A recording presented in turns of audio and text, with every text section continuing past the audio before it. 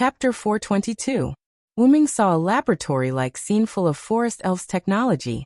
There was a huge mainframe that looked like a human brain wrapped in purple glowing vines, as well as several giant pillars engraved with a large number of flashing purple tactics.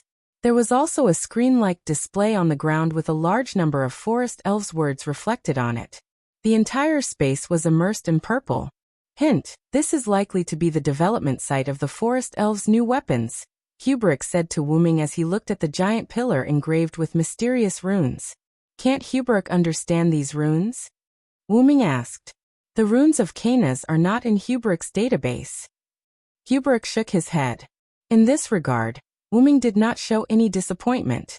Wyrm had almost guessed it.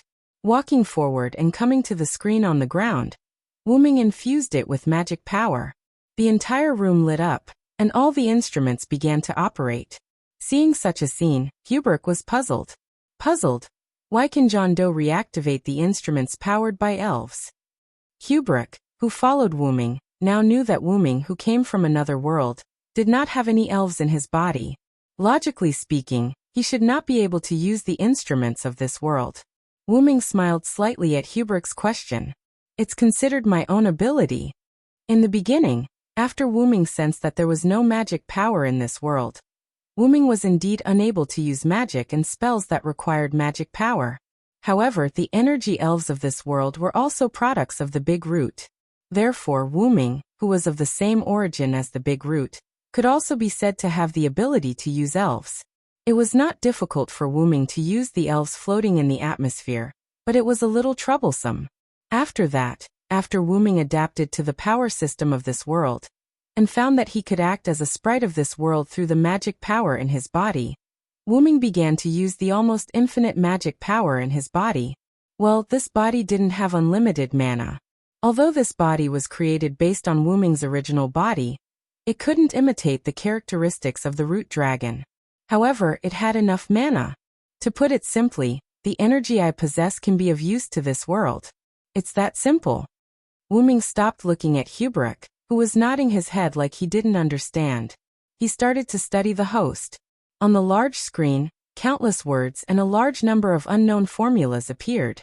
Logically speaking, Wyrm shouldn't be able to understand them, but now, Wyrm was concentrating on reading. Wyrm knew that this world was different from the world he was familiar with.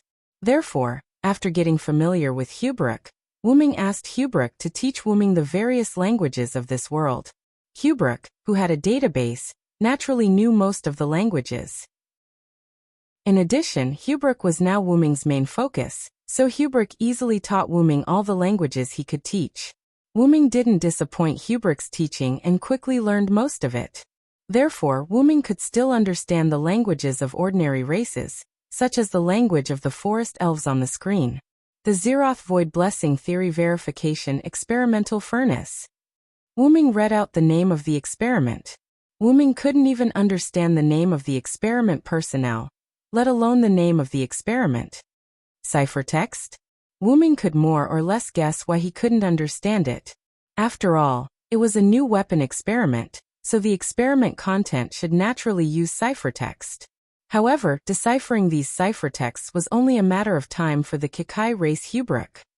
Wyrm, come and help me. After hearing the call, Wyrm, who was still looking at the mysterious giant pillar, walked toward Wyrm. And as if Wyrm's arrival had triggered some mechanism, the purple vine wrapped around the cortex prime instantly glowed, and countless light swords appeared out of thin air. A trap? A defensive tactic? Wyrm looked at the light swords that were already flying toward the two of them. Wyrm could sense that there were a large number of elves in these light swords, and they were likely to explode if they hit the target. Thou hast violated the contract and brought evil to the world. Lord's Day, sinners shall be punished. Shatter their backs, dig out their tendons, bones, hair, and brains, and trample on their blood and mud. If I am one who cannot be approached by darkness, I will obey the words of the Lord and destroy thee. After reciting the words, a purplish-black fog appeared around Wyrm's body. Wyrm's heart needle pointed in the direction of 5 o'clock, and the stone plate that represented annihilation lit up. The purplish-black fog instantly attacked the light swords, and in an instant, it was as if the purplish-black fog had devoured them. These light swords didn't even make a sound, let alone explode. Annihilation theoretically could devour and destroy everything, as long as Wuming knew how to use it. Immediately after, Wuming once again controlled the purplish-black fog to suddenly attack Hubrick. Hubrick looked at Wuming in confusion, but he didn't resist. Instantly, the Cortex Prime emitted light and touched the purplish-black fog that enveloped Hubrick, but the purplish-black fog instantly eroded the light. As expected, the experimental furnace has been activated, Wuming said knowingly. Wuming stopped injecting magic power into the apparatus, and immediately after, the brain-like experimental furnace dimmed as if it had run out of energy. This was like a laptop. After taking advantage of the situation for a long time, the computer ran out of battery. Even if it was connected to a power source, if the power was immediately cut off, the computer would quickly run out of power. Are you okay, Hubrick? Wuming removed the mist of annihilation and asked Hubrick. Hubrick shook his head. The reason Wuming had enveloped Hubrick with the mist of annihilation was that Wuming had deduced that Hubrick was likely to be attacked. This was the laboratory, and it was Hubrick who had activated those defensive spell light swords when he approached, so Wuming believed that Hubrick would definitely be attacked. Thus, he used the mist of annihilation to envelop Hubrick. Sure enough, although the light just swept past Wuming, it seemed to only target Hubrick. If one were to talk about the biggest difference between Wuming and Zhubrick, it would be the energy in their bodies. Wuming's energy was magic power, while Hubrick's energy was elven, so Wuming guessed that this weapon was likely to be in existence that targeted elves as a mid-tier force. I've almost guessed the principle of this thing, but to fully understand it, I still need your decryption. Wuming stroked his chin and looked at the experimental furnace. Looking at the time, Rick should be here soon. I'll go meet him. You can stay here and help with the analysis. There's no danger anymore, Wuming said to Hubrick. If it was just one person, Wuming could show himself. After all, he couldn't keep sending messages through the void. Understood, Hubrick replied. Right. Wuming, who was walking toward the entrance, turned his head and looked at Hubrick. I was protecting you just now. This is also a manifestation of the heart. After that, Wuming left the room, leaving behind Hubrick, whose eyes were constantly revolving with data. Protect the power of the heart. Chapter 423. Wuming left Hubrick in the lab after confirming that there was no longer any danger. He then went out of the underground lab and arrived at the entrance of Melon City. As expected, Wuming found Rick already there. Rick found a safe place to hide his mount, and then began to explore the old city. Although it was called an exploration, in reality, the houses here had basically collapsed. Rick had come this time hoping for a fluke. Even if it was an abandoned old city, it was still the old city of the forest elves. It was unlikely that they would leave anything behind. At this time, Rick also discovered that these places were destroyed by humans. This kind of destructive power doesn't seem like it's from the goblins. Skywings, Rick judged. It had to be said that as the leader of the humans, Rick had mastered a lot of abilities. Strong vigilance, extremely calm mentality, disguised deceit, numbing oneself, and the cruelty of sacrificing the small to save the big, as well as the characteristics, strengths, weaknesses, and abilities of each race. Although it was not comprehensive, Rick had collected most of it. Rick did not have any extraordinary talents or abilities, but as a leader who led the other humans to live in this annoying era, these were all necessary. If he did not master these, he would not be able to survive. Simply put, he was forced. No one was willing to be born to deceive and suspect others, and Rick was the same. And the reason why Wuming knew this was because Wuming had seen it the last time they met. From the beginning when Rick, Ivan, and Wuming came on the Goblin's fallen magic airship to saving Ivan, and leaving after talking to the three of them, Rick's performance as the leader was seen by Wuming. Wuming could only say that Rick was not the best leader, but Rick was the most suitable leader to lead the other humans in this era. After Rick checked the buildings that were not intact, he quickly searched for any strange places. Soon he discovered the Sea of Flowers and the underground passage that had been opened. Someone has been here. Could it be the forest elves? Rick was shocked. After all, under such circumstances, it was unlikely. No, it was impossible for humans to come here. Compared to other races, it was very likely that the forest elves would return to retrieve the materials that they did not manage to take away in time. Don't worry, there are no forest elite species coming. Suddenly, a young man's voice was heard. Rick immediately pulled out the dagger at his waist and turned towards the source of the sound. Rick saw a man wearing a black cloak with a hood. The fat cloak covered the man's entire body, and his hands were hidden in the cloak. Even his body was not exposed. Rick could only vaguely see the man's heels at the bottom of the cloak that was about to touch the ground. The wide hood basically covered the person's face. His hair, eyes, nose, and other body parts could not be seen. The only things that could be seen were his mouth, chin, and the voice just now. It was impossible to tell what race he was from. However, Rick's attire was similar to his opponent's. He wore a hooded cloak that covered half of his body, a pair of thick goggles that covered his eyes, and a scarf-like cloth that covered his mouth. Only his calves and hands were exposed, and Rick held a dagger that shone with a cold light in his hand. Who are you? Rick's previous panic seemed to be fake. He instantly adjusted himself and coldly asked the person who had come. Rick did not notice the man's arrival. If the man did not speak, Rick would not even know that there was someone behind him. To be more specific, the man in front of Rick gave him a sense of illusion. If he did not see him with his eyes, it was as if the man did not exist. There was no breath at all. The man was, of course, Wyrm, who cast a lot of shielding magic on himself. There was no breath because of the effect of magic. Why don't you recognize me? Then how about this? When Wyrm said the last 3 words, he used magic to change his voice. His voice immediately became the voice that Rick was familiar with. He had seen him a few days ago. The god from the other world. Rick was shocked at first, but then he calmed down and put the dagger back into the scabbard at his waist. Why? Are you not afraid that I will hurt you? Wyrm said to Rick with his original voice. There is no need for that. According to the rules of this world, you are a type of god. Even the weakest type of god is not something that a mere human can deal with. Rick continued after a pause. Moreover, even if you are a member of any other race, you are stronger than humans in terms of fighting. If you want to kill me, I will not be able to stop you. What Rick meant was that no matter who the man was, he could not defeat or defend against his attacks. Moreover, the man would not kill him, so there was no need for him to defend himself. Moreover, you actually want to help humans, Lord God from the other world.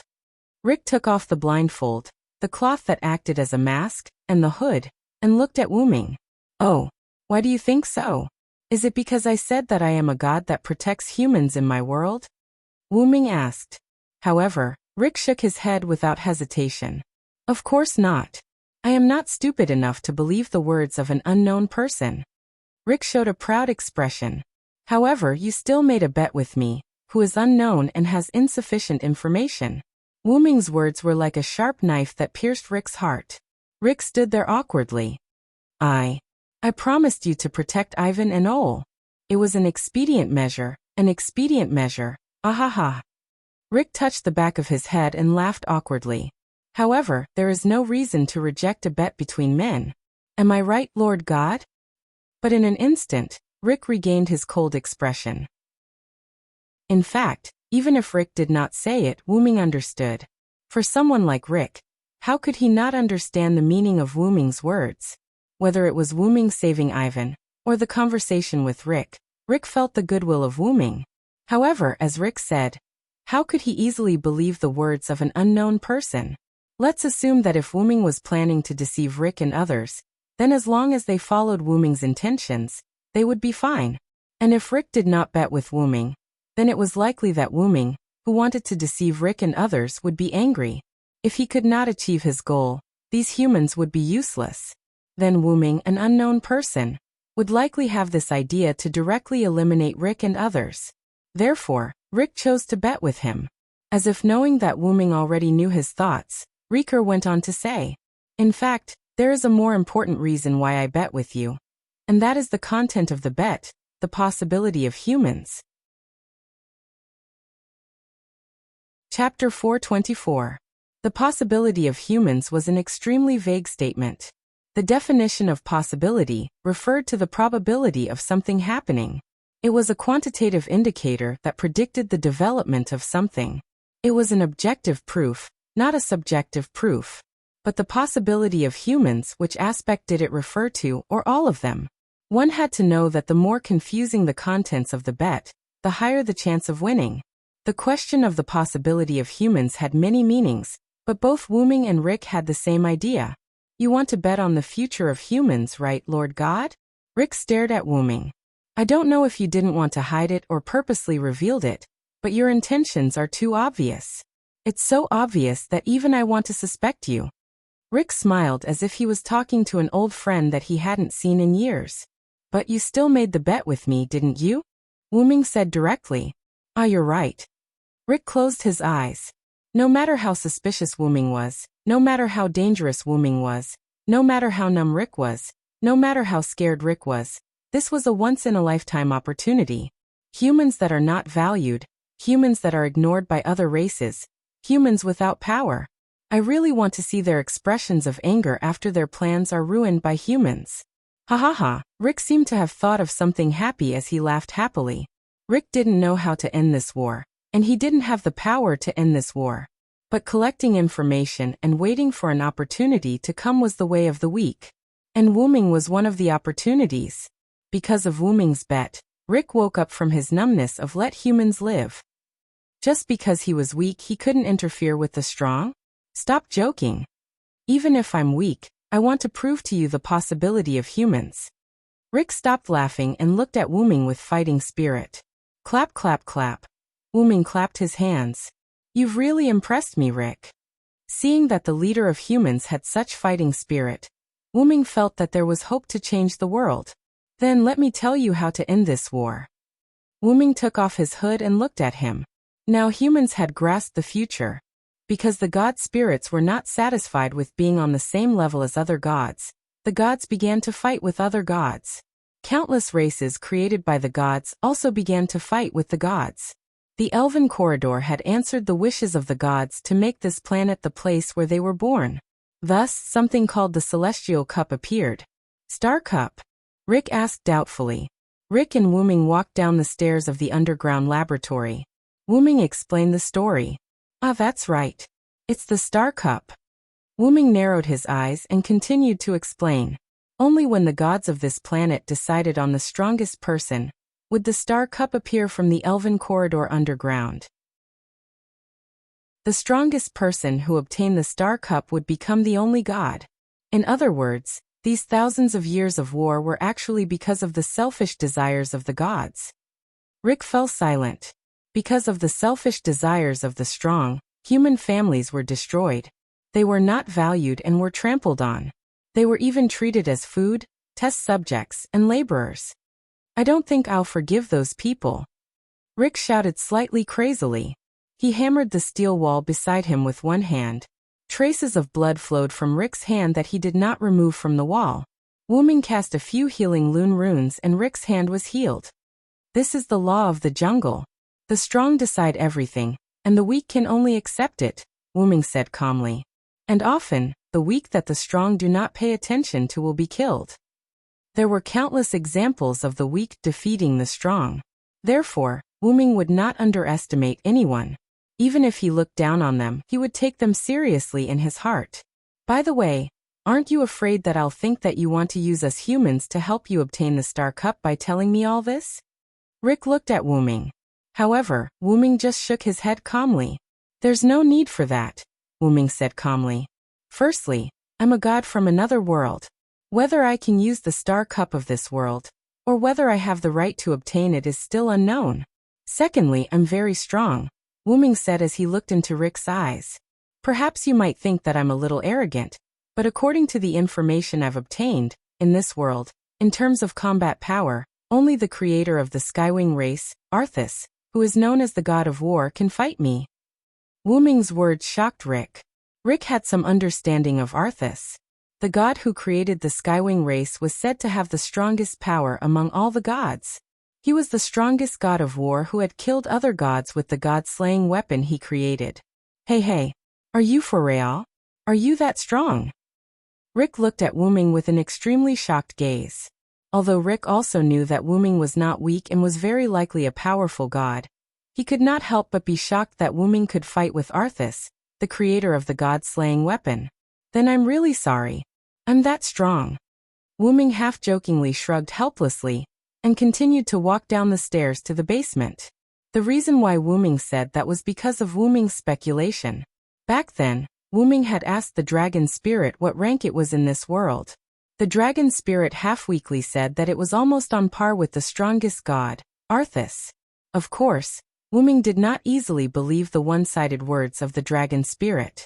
After that, Wuming asked for some other information, such as the strength of the dragon spirit and the strength of the Kakai race.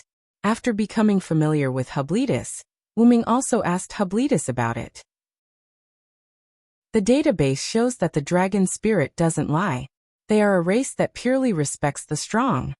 This was Hubletus's original words. Speaking of which, Hubletus also told Wuming some information about the dragon spirit.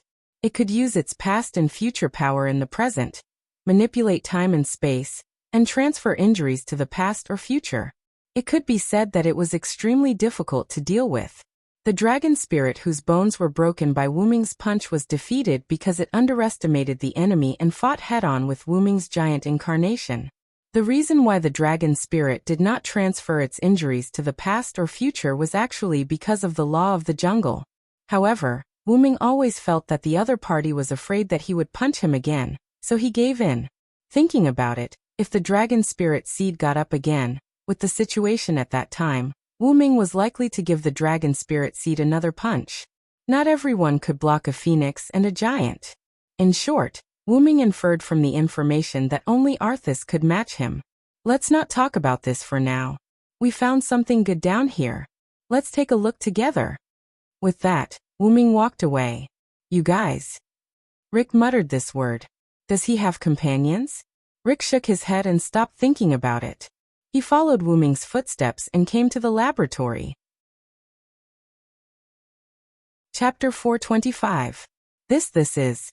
Riker looked at the scene in the underground laboratory and said in shock. It wasn't that Riker was excited when he saw the scene in the underground laboratory, but because of the current state of Zayubaruk. As everyone knew, Zayubaruk was a Mechakai species and could continuously evolve. The Mechakai species evolved from the 5 small square boxes. And now Zayubaruk's appearance just happened to prove the theory of evolution.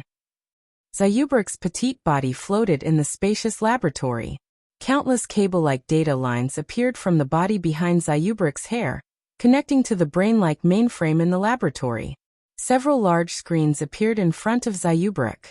Data flowed on them, all of which were data that Wuming and Riker couldn't understand. There was no doubt that Zayubaruk was analyzing the content of the Zeroth protection of the void. These cables and other things were actually evolved.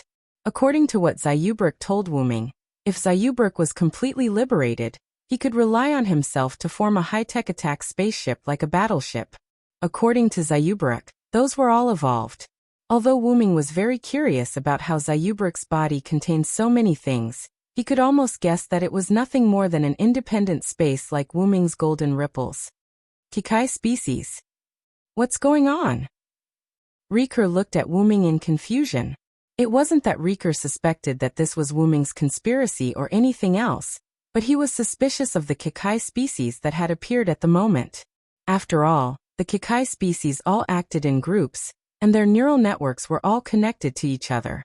It felt awkward as if everyone shared the same brain. However, it was precisely because of this that making an enemy of a Kakai species was making an enemy of an entire race of Kakai species, because their neural networks were all connected. This was also why other races ordered not to provoke the Kakai species. In addition to the other party's replication power, this was also the reason why other races ordered not to provoke the Kakai species. If you accidentally provoked a Mekai seed, countless Mekai seeds would immediately come looking for you. They didn't care about anything else. If you provoked them, they would retaliate. They would attack you without a second thought. Although a single Kakai species was not considered strong, this kind of species that was particularly united and acted in groups were the most difficult to deal with. Rick's mind began to wander after seeing the Mecha Kai seed. Don't worry. It's not what you think, Wuming said. Naturally, he could tell what Rick was thinking. Fear was written all over his face. Hubletus is a Kikai species that I captured. After I captured it, the mainframe that it was connected to cut off its connection with Hubletus and issued a self-destruct mission, but I stopped it. So there are no other species around this abandoned city, except for the three of us. It had to be said that the Kikai race was a very rational race. They would not hesitate to give up when it was time to give up. When the captured party received the order to self-destruct, they would self-destruct. They were so rational that it was scary. However, I really can't compliment a Kikai species that was captured by you and can still listen to you. Did you use some kind of magic or something? No one would believe that a highly rational and team-oriented Kikai species would be captured by someone else. However, this was the truth. Kikai species are also creatures.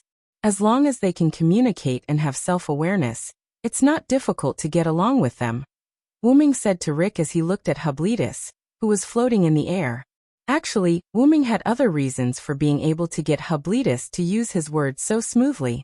Wuming felt that Hubletus might have started thinking long ago and had a hazy feeling about the heart in his heart. After that, Wuming added fuel to the fire, and Hubletus and Wuming acted together. Wuming believed that even without his arrival and without Wuming's guidance to Hubletus, Hubletus could still obtain the heart through his own release. Wuming had such a premonition. After that, Wuming and Rick did not disturb Hubletus's analysis of the data. They just waited quietly and chatted with each other.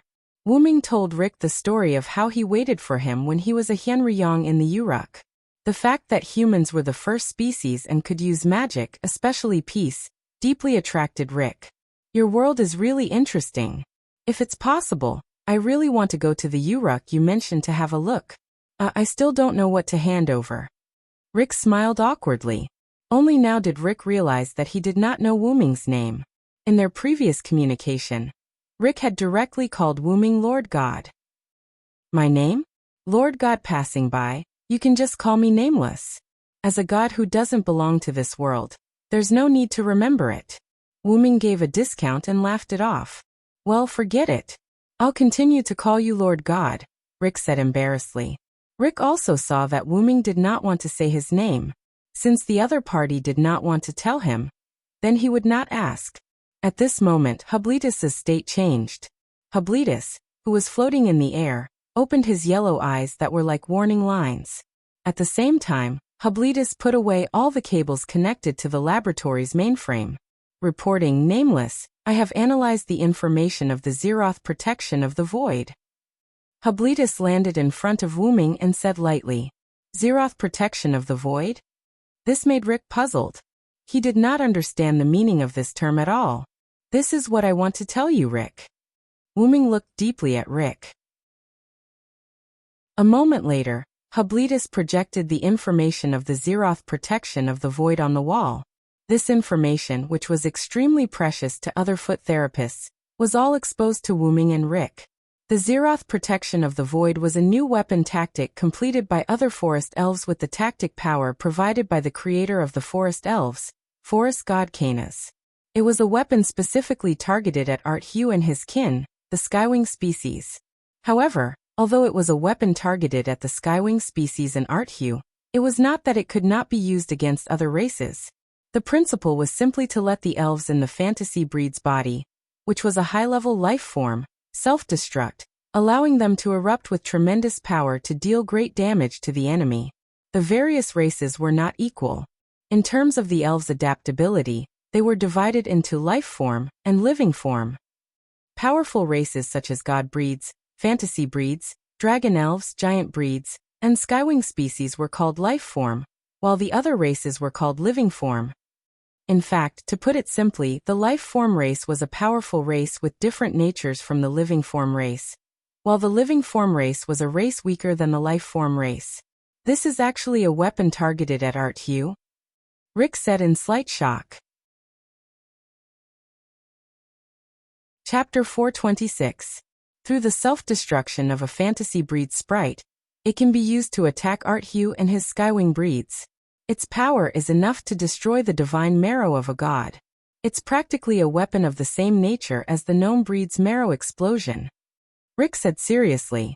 It was worth mentioning that the marrow explosion was information that Rick had found from the gnome's crashed magic airship. The abandoned city of the forest elves was also found from the same magic airship. The Zeroth ward of the void that Zayubrik had analyzed clearly showed that the power of this tactic could destroy the divine marrow of a god. However, he scoffed at this. If only it were that easy. At the very least, it would have to catch a god off guard and hit it. To explain, the divine marrow was actually the spirit core of a servant. The forest elves actually managed to research such a tactic without anyone noticing. As expected of the race that is best at using magic tactics, Rick said indifferently. It was unknown whether he was mocking or praising. Hint. The forest elves and fairy breeds once formed an alliance and researched a tactic to control the superior life forms.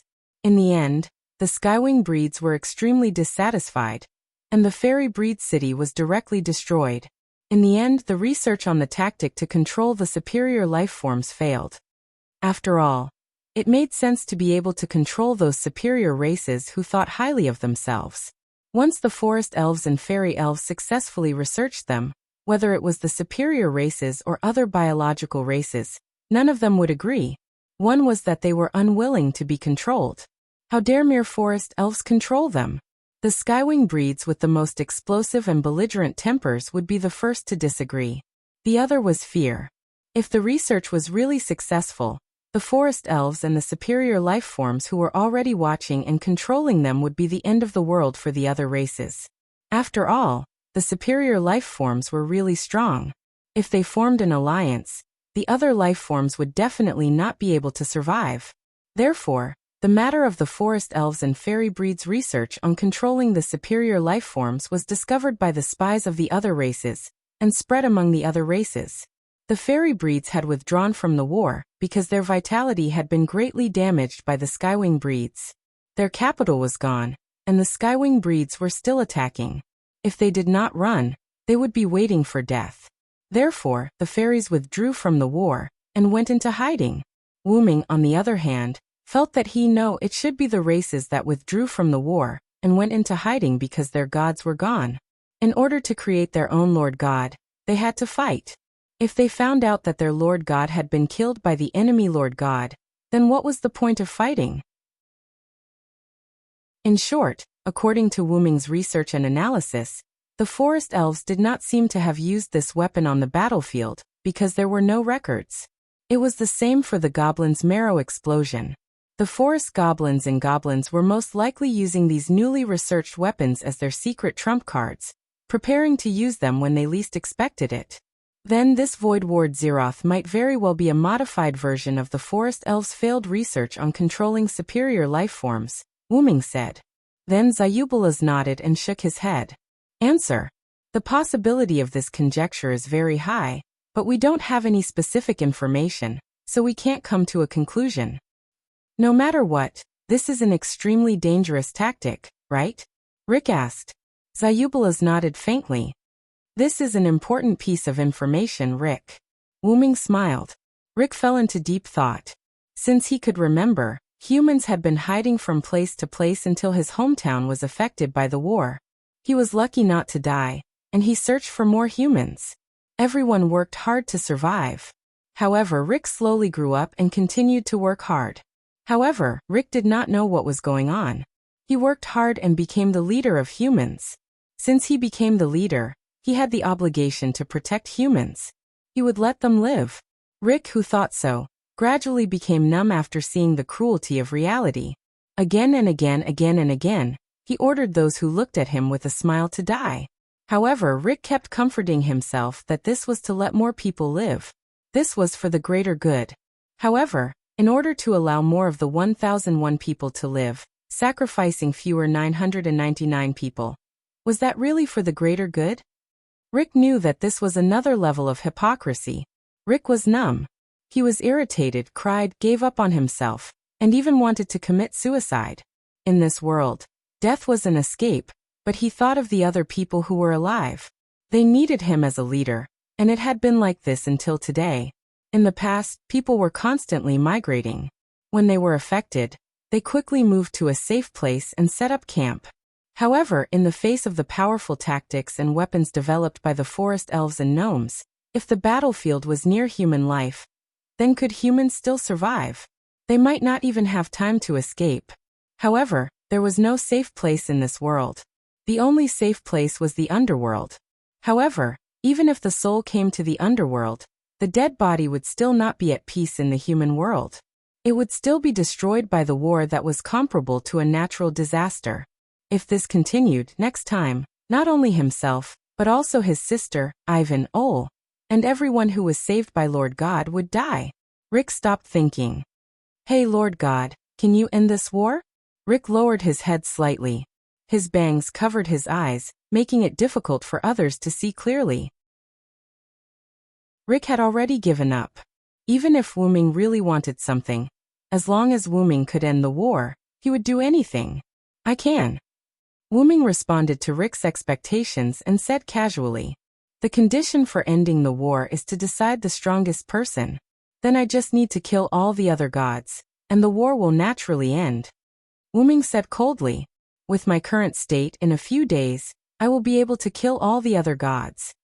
Wu Ming raised his fist and showed a tyrannical smile. But is this really okay, Rick? Wu Ming said calmly, I have always thought that the war in this world can only be ended by the most insignificant power in this world. This is what I believe in. Although Wu Ming's purpose in coming to this world was to save humans, if he could see humans save themselves, then the humans in this world would not be destroyed. They would definitely be able to survive until the end. Rick was silent. He also wanted to end the war with his own hands, but he did not have the power to do so. Not to mention the gods, even the weaker demons and sea dwellers among the other races, could not be defeated by humans. As if he had seen through Rick's thoughts, Wu Ming smiled, and then said, Then Rick, let me tell you something. Defeating the other gods is not the only way to make the Star Cup appear. Rick raised his head when he heard that. Chapter 427. Riker raised his head and looked at Wu Ming. After a few seconds, Riker understood. Wu Ming had said before that the Star Cup was formed when the strongest person appeared. The elf corridor bred various gods, so it was inferred that the elf corridor was the strongest person. In that case, the representative would explode and the elf corridor would appear. With the appearance of the strongest person, the Star Cup would definitely appear. When the time comes, I will go and meet the god of war Artesius. As for you, you will be responsible for piercing the core of this planet and revealing the elf corridor. When the Star Cup appears, you will obtain the Star Cup. This way, the battle for the sole god on this planet will end. Wu Ming spoke Riker's mind and pointed out that Riker should obtain the Star Cup. Hey, wait a minute, why me? As a god, isn't it better for you to obtain the Star Cup? Riker said with some surprise. In fact, until now, Riker had not completely believed in Wu Ming. He really wanted to end this war, so even if the god in front of him wanted to become the sole god, Riker had no objections. Then I'm sorry, I have no intention of becoming the sole god of this planet. Wu Ming shrugged his shoulders with a half smile and half helplessly. This world was not one he was familiar with. It could be said that except for Riker and Zayubaruk, Wu Ming did not know anyone else. To become the sole god of this planet, there was no doubt that he would have to live and die with the planet. Wu Ming did not have the time for that. Although Wu Ming was benevolent, he was not a saint.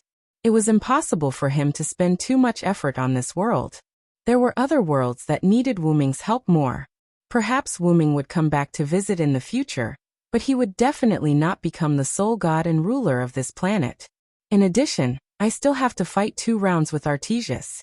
Otherwise, if the strongest god of war snatches the Star Cup, it will be troublesome, Wu Ming said seriously. And the main reason why I'm not going to get the Star Cup is that I'm not a native of this world.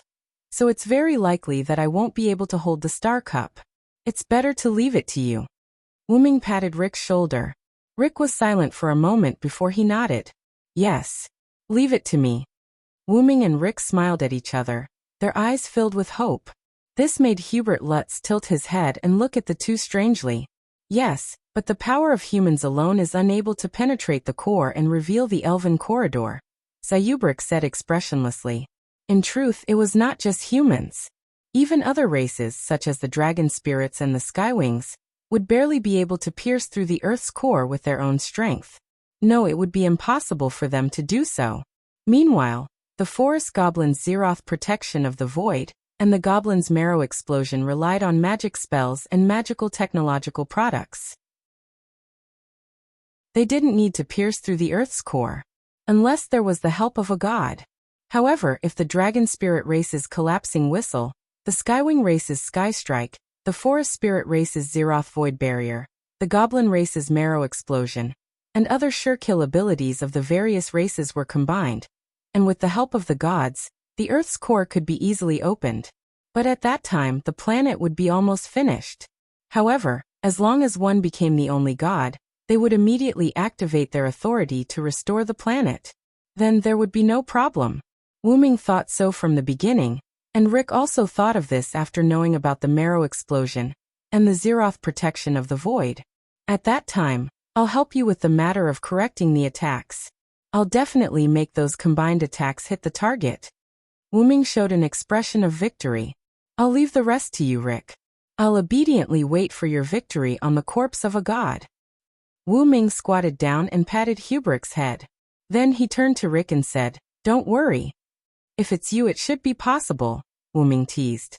Facing Wuming's distrustful question, Rick smiled. "Leave it to me. I'll end this game." Now Rick showed an unprecedented smile. This was a smile from the bottom of his heart. By the way, Rick, I have something to ask of you," Wuming suddenly said. "What's the matter?" Rick looked at Wuming in confusion.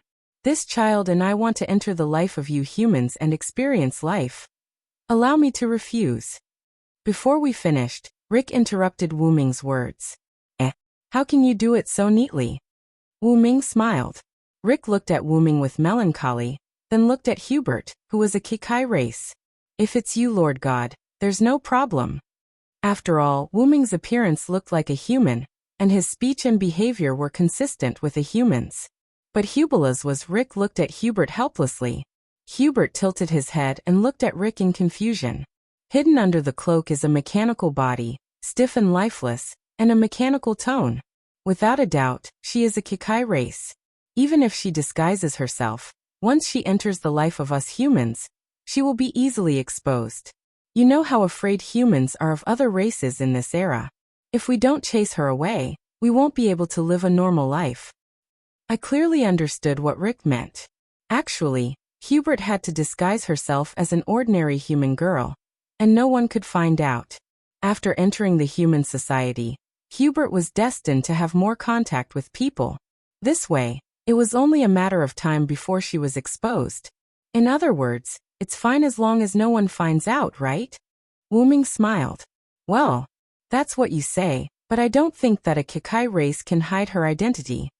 Rick touched his chin and looked at the items on Hubert's body. Data flowed through his eyes. A glowing disc on his right forehead that looked like a magic formation. A pair of wings on his back, and two tail-like threads near his tailbone that connected to the sprites. A Kikai race without a sprite was like a car without gasoline. It was useless. Then what about now? Wuming smiled. Then, through the hand on Hubert's head, Wuming transferred his magic power to Hubert's body, or rather, the art on Hubert's body. In an instant, Hubert's body lit up. It was so bright that Rick couldn't open his eyes. When the light gradually dissipated, Rick opened his eyes. Rick looked at the little girl standing beside Wuming in shock. Rose-colored hair, tattered clothes, no wings, no tail, no disc on her forehead, and with those big watery amber eyes. She was simply adorable. This should be fine, right? Wuming looked at Rick with a smile. If that's the case, yes, I guess. Rick smiled awkwardly. Then let's play a game. Wuming smiled. Chapter 428. Checkmate. Zayubrek said calmly. She picked up the chess piece created by Wuming's magic and killed Rick directly. It's cheating to let Jikai Seed play chess. Rick sighed helplessly as he looked at his chess piece that couldn't be more dead. This is a fair game. You have to abide by the rules, Rick. Wuming, who was sitting on the side and watching the game in boredom, said with a gloating smile. Damn it. You actually let Jikai Seed play chess with me. There should be a limit to cheating. Rick muttered helplessly. Okay, didn't you agree to it before? If Zayuberk wins, let her join the lives of humans. You have to accept your loss, Rick. You have to accept your loss, Zayuberk also said expressionlessly. That's right. Rick was excited because he saw chess that he hadn't seen for a long time. Then he agreed to the game and lost completely. After all, how could a human brain compare to a machine? Of course, there were exceptions, but this exception wasn't Rick. Yes. I know. I'll let Zayuberk join our lives. You said before that you wanted to join us. Then, I'll have to trouble you to look after her. Don't let her cause any trouble, Rick said helplessly. Through the exchange just now, Rick also knew the name of this Jikai seed. I'll try my best. Wuming looked at Rick with a smile and said irresponsible words. Sigh. Rick sighed helplessly. These two guys were indeed non-humans. If they turned into humans, they would definitely be problem children. That's right, Rick suddenly said. The name Zayuberk doesn't sound like a human's. And this tone. If you don't change it, it might leave suspicion in the crowd, Rick said earnestly. In this kind of era, not only was Rick suspicious, but the other ordinary people were also suspicious. If they saw something, the refugees would be in a panic. Rick believed in Wuming and also believed in Zayuberk, who was captured by Wuming, but this didn't mean that others could believe them. So, if it was possible, can you get Hublets to change it? Asked Leave. Are you all right, Hubrick? Wuming patted Hubrick's little head, looking at him. Answer, there's no problem. Zayuberk felt Wuming's head patting, and was stunned for a moment before he nodded. Then, first, remove the mechanical word at the beginning of the sentence, and then change the character to be timid and quiet. Is that okay? Wuming asked softly. Hubert nodded and closed his eyes. After a few seconds, Hubrick opened his eyes again. Is this okay? When Zayuberk spoke again, it wasn't the same emotionless voice as before. Instead, it was the timid voice of a human girl that was mixed with cuteness. With Wuming's magic, Zayuberk was no different from an ordinary, timid human girl. Well done, Zayuberk. Wuming gently patted Zayuberk's head as if he was facing his own sister. As for the name, you'll be called Shiobi from now on, and I'll be your brother, Villo. Remember that. Wuming treated Shiobi gently as if he had really become a brother. Shiobi. Remember. Rick raised his eyebrows as he looked at the two people who were acting like crazy. Until now, I still feel that you superior races really have too much of an advantage. Rick said in confusion. However, Wuming understood. Wasn't Rick referring to the series of tricks that Wuming and Zayuberk had used? Although humans are weak, the spirit that they possess is something that non-human races like us can't compare to. I think that as the leader of the humans, you must also understand this principle. Wuming's words made Rick laugh. Well, that's true. Then it's almost time for us to go back. With that, Rick began to walk towards the stairs. Rick, I have some unfortunate news for you. Wuming suddenly called out to Rick. Huh? Rick stopped and turned around to look at Wuming in confusion. What is it? The weather outside is a little bad. Wuming revealed a mischievous smile. In the outside world, countless elven skeletons were like a snowstorm, wreaking havoc on the earth. Suddenly, a shadow flew out from the snowstorm. They were Rick, who was fully armed and riding the creature, and Shiobi, who was flying at full speed with Rick and the creature in his hands. Wah! Rick's scream was heard. About a few minutes later, Shiobi stopped and put the half-dead Rick and the equally half-dead creature on the ground. We're here, Shiobi said softly. I can't take it anymore. Rick weakly lay on the ground and said faintly. The creature had already fainted. Suddenly, a black door like a black hole appeared, and Wuming's figure appeared from inside. Yo, Rick, are you okay? Wuming looked at Rick lying on the ground with a mischievous smile and greeted him. Damn it. With such a convenient method. Why did you let me fly back while being carried by Shiobi? Rick raised his hand and asked. Teleportation door because this door only allows me to pass through, so there's no other way. Wuming said with a smile. Of course this statement was wrong. He simply wanted to see Rick suffer to satisfy his own mischievous interest. When Wuming, Shiobi, and Rick were preparing to leave the underground laboratory of the forest elves, Wuming discovered the situation outside in advance. According to Rick, it was a death ash storm. As mentioned before, the elven skeletons were like rain and snow when the weather changed, so it wasn't impossible for a situation similar to a blizzard to occur. Although Wuming used the excuse of "with my defensive tactic, there's no need to worry at all," to let Shiobi directly carry Rick and his horse back here. It had to be said that the horse was coincidentally hidden by Rick, and was able to avoid the death ash storm. It should be known that ordinary humans would be completely corroded in a few seconds under such a death ash storm. The elven skeletons were just that terrifying. Speaking of which, your tactic is quite useful. Rick checked his divine body and was really fine. Not only that, but his horse was also fine. Shiobi too. Shiobi also looked at her own body, and was completely unharmed. By the way, although Shiobi was not afraid of the death ash storm, the elven skeletons could still cause surface abrasion to Shiobi. Hence, Wuming had also set up a tactic for her. Let's go back to the village first. Rick needs to rest well. Wuming looked again at Rick, who was dizzy from the high-speed movement. You bastard! You think it's caused by me? Rick roared angrily. It's Shiobi. Wuming pointed at Shiobi shamelessly. It's Shiobi. Shiobi nodded. In principle, Shiobi did indeed cause Rick to feel dizzy. I really lose to you guys. Chapter 429. Because Shiobi knew that they had to come directly to the cave that led to the village, Rick led the half-dead horse, and led Wuming and Shiobi into the cave. Along the way, Rick kept reminding Wuming and Shiobi, remember, don't say anything unnecessary and make everyone suspicious. Also Vero, you have to keep an eye on Shiobi and don't let her go berserk. Also if people greet you you have to answer them politely. Rick, I seriously suspect that you think I'm an ignorant god. Wuming complained helplessly. Cough cough, I'm just worried. Ahaha. Rick laughed awkwardly. You're indeed not an ignorant god. You're a problematic god. Immediately after, Rick stopped. Wuming and Shiobi who were following behind Rick also stopped. There was an old door in front of them. The large underground cave behind the door was Rick's village. Wuming had already noticed that when he was observing. Then let's go Villo Shiobi. With that said, Rick pushed open the old wooden door.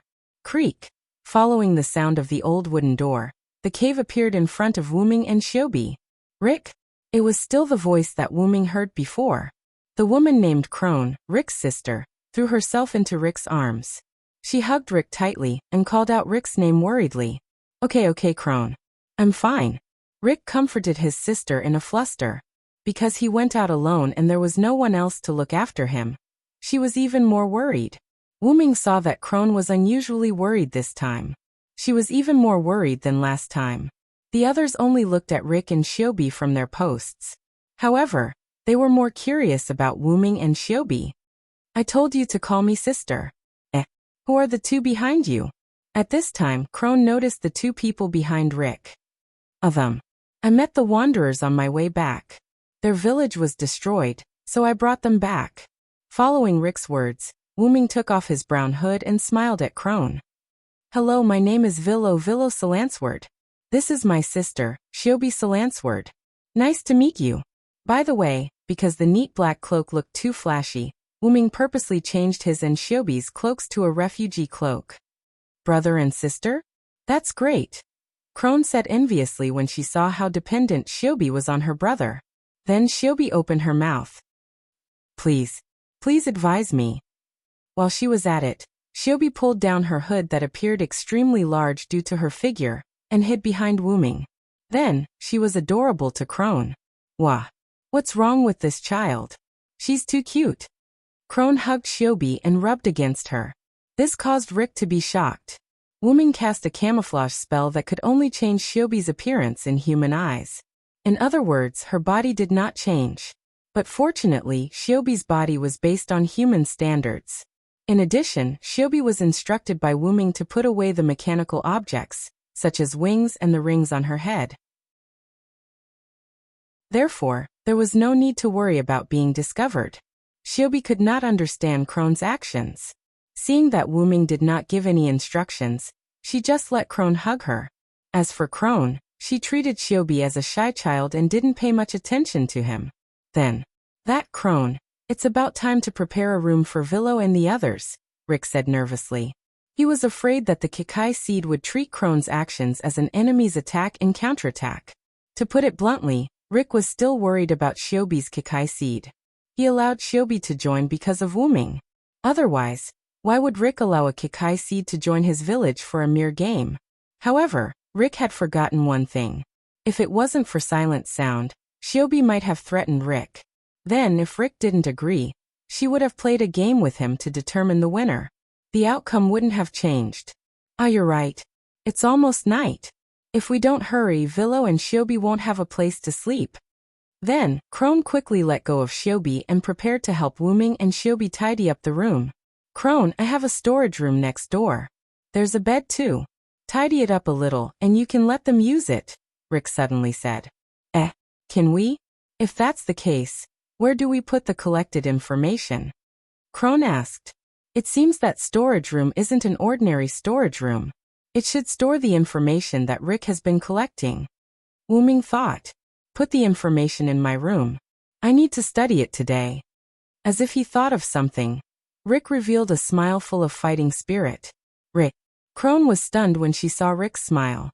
She hadn't seen Rick smile in a long time. "What's wrong?" Seeing Krone stunned, Rick stopped smiling and looked at Krone in confusion. Then Krone walked up to Rick step by step. She reached out her hands and touched Rick's face. Then she squeezed hard. "Ouch, ouch, ouch." Rick was shocked by Krone's sudden attack. His own sister's attack on his face was not a normal kind of pain. "Speak. Are you someone pretending to be Rick? Give me back my brother." Krone stared at Rick mockingly. How could Rick not know that this was his sister's sudden prank? I admit defeat, sister." Rick put his hands together and begged for mercy. "Humph, humph, humph. Not enough." As she spoke, Krone increased her strength. "Ouch, ouch, ouch. Willow, help." Wu Ming, on the other hand, had his arms crossed in front of his chest as he watched the farce between the siblings with great interest. A few minutes later, in Rick's room, the originally tidy room was now filled with all kinds of scrolls of information, filling the room to the brim. This was the stuff that Krone moved from next door. She was still cleaning the room next door. Rick rubbed his cheeks as he studied the map in front of him in annoyance. "Your sister is quite interesting," Wuming, who was sitting on the bed, said with a smile. "Well, she hasn't been this happy in a long time. This pain is worth it." Rick now understood that Krone had become like that after seeing his smile. Although Krone usually looked cheerful, she was always worried about her family, her brother Rick. The reason why Rick let Krone go was because he blamed himself for showing his bad attitude to his family. "If only my sister could always be like this." Rick smiled. "That depends on you, Rick.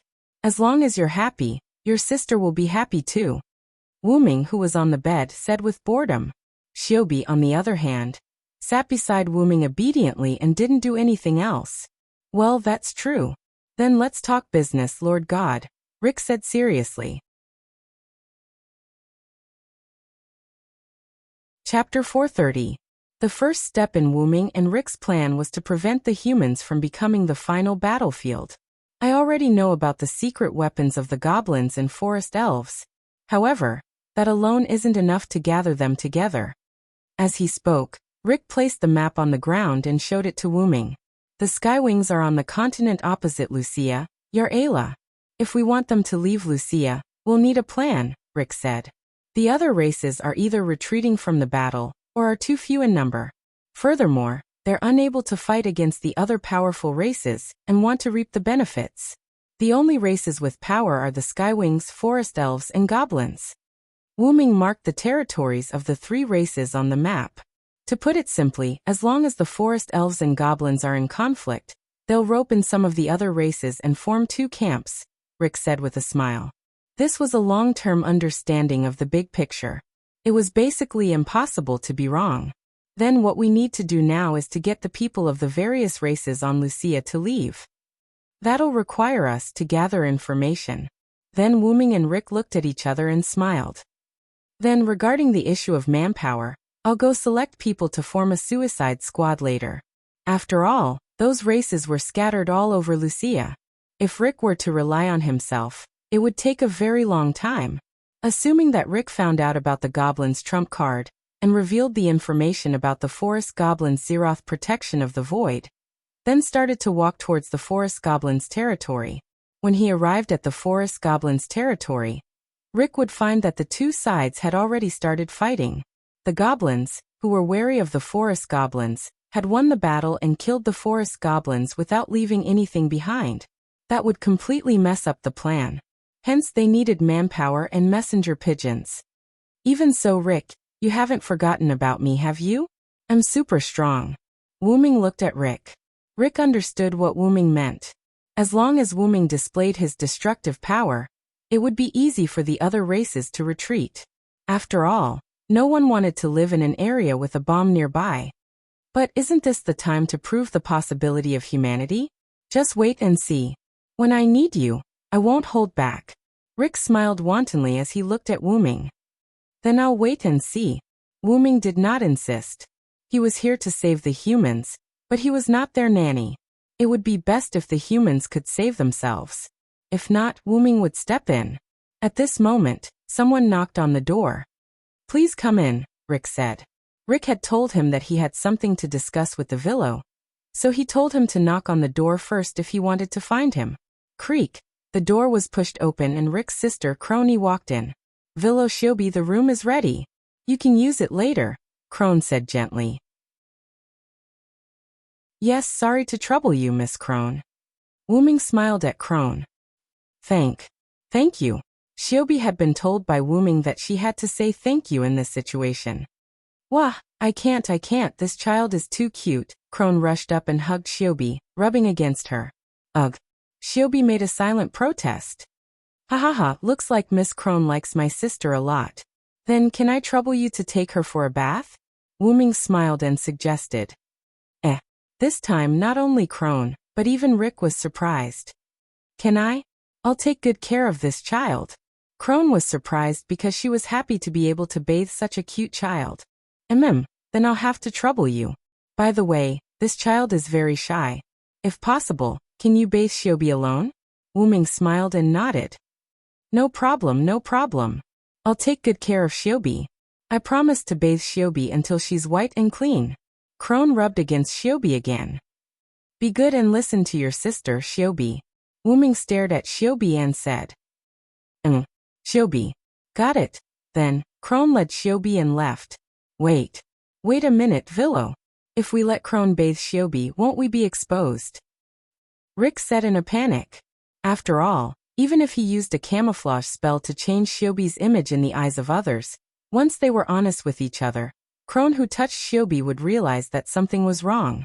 Just like Shiobi's hair. Although it looked soft, it was actually made of ultra-tough metal wire. When she washed her hair, she would realize that something was wrong. Don't worry, Rick. I've already used suggestion magic on Crone. No matter how much I touch her, Crone will treat Shiobi as a human. Wuming said as he raised his hand and a ray of light appeared. This way, Shiobi will be able to better integrate into human life. What was that saying again? Being honest with each other was often a good way to increase trust. Just like the Japanese mixed bath. Cough cough. Back to the topic. Really, magic is so useful. Rick said enviously with his dead fish eyes. Let's continue. Then, Wuming and Rick sat opposite each other and continued their conversation. After a moment of conversation, Wuming understood Rick's meaning. Because we've considered that the other party will directly kill the informant, so we need to prepare more people? Wuming said. This was also why Rick needed a suicide squad. If there were too few people, the plan might fail. Yes, so I will gather some trustworthy people who can be part of the suicide squad and tell them about this. Rick said in a sorrowful tone. Therefore, these people were basically dead once they died. Rick's plan was for these people, including Rick himself, not to return to the village. They would be treated as dead ghosts, who went out to explore. In addition, because the skeleton of the elves had the effect of shielding their aura, they needed to cover their bodies with some skeleton of the elves when they faced people of different races during missions. This was what humans called black ash. However, the skeleton of the elves had strong corrosive properties. Covering it with acid was equivalent to covering one's body with it. After a long time, one would directly die. This was the true meaning of Suicide Squad and ghosts. They were not afraid of death and dared to act as ghosts and become real ghosts. Clank. A bottle of potion was placed on the table by Wyrm and made a sound. This is.